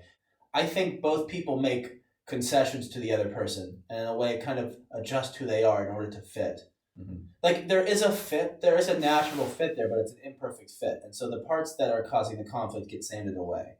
Mm-hmm. But I hear what you're saying. Like, is it really that a power struggle, or is it like two people becoming better people? You know? Yeah. Yeah. Like it doesn't necessarily have to be viewed at in terms of power, but that there is that sort of conflict. There is a conflict there in early stages of relationship where you're becoming the piece that fits with the other piece. Mm-hmm. But I think that having a view where it's like, ha, I win. Well, no, Yes, I'm not yeah, trying to yeah. do that. I'm not. Okay. I'm tempted. I have that. I definitely have done that in the past, and I'm tempted. I have the temptation to do that, but I fight against it. I think because when you said before about make the woman feeling like, oh, well, you know, he's got this other girl, oh my god, and feeling the same feelings that you felt when you were in your 20s. Yeah. That came across as like, ha! There is a corner of my Yeah. psyche that is a little bit pleased and like, thank God Thank God I can inflict some pain on this gender. I do get it. I think that I'm not saying like I don't feel any of this at all. There's not times where I'm leading to wanting to win an argument. I just feel that sometimes the idea is that rather than winning, it's down to just finding out the problem, solving the problem. Because realistically, you know, me and you were talking, we're not shouting at each other. You know, and obviously it's not as much as an emotional connection towards a relationship. But when you actually think of problems in relationships, mostly everything can be spoken about.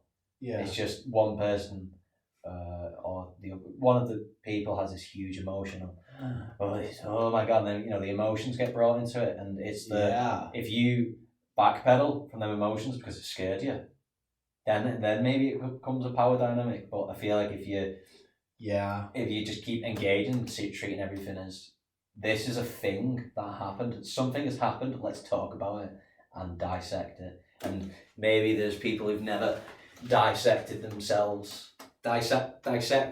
personality themselves, or questioned why they've done anything, and then they're met with somebody who's like, why did you do that? That made me feel uncomfortable. And it's just like, what? Why is he even asking me this question? And it's like, some people aren't used to having them conversations with people. But I feel like that's a decent way to organise yourself in relationships. Is like, something happened, let's speak about it. Yeah. In the most civilised ways. Maybe at the start. We're at 4? Yeah. No fucking way. I think it was a bit personal. I don't know. I've never been one to give up good content, so I will bleed. Do you have any good content? I'll have to listen back to it. See, I think just the only issue would be... It was a nice chat, if nothing else. Yeah. Yeah. Are you saying, is it done?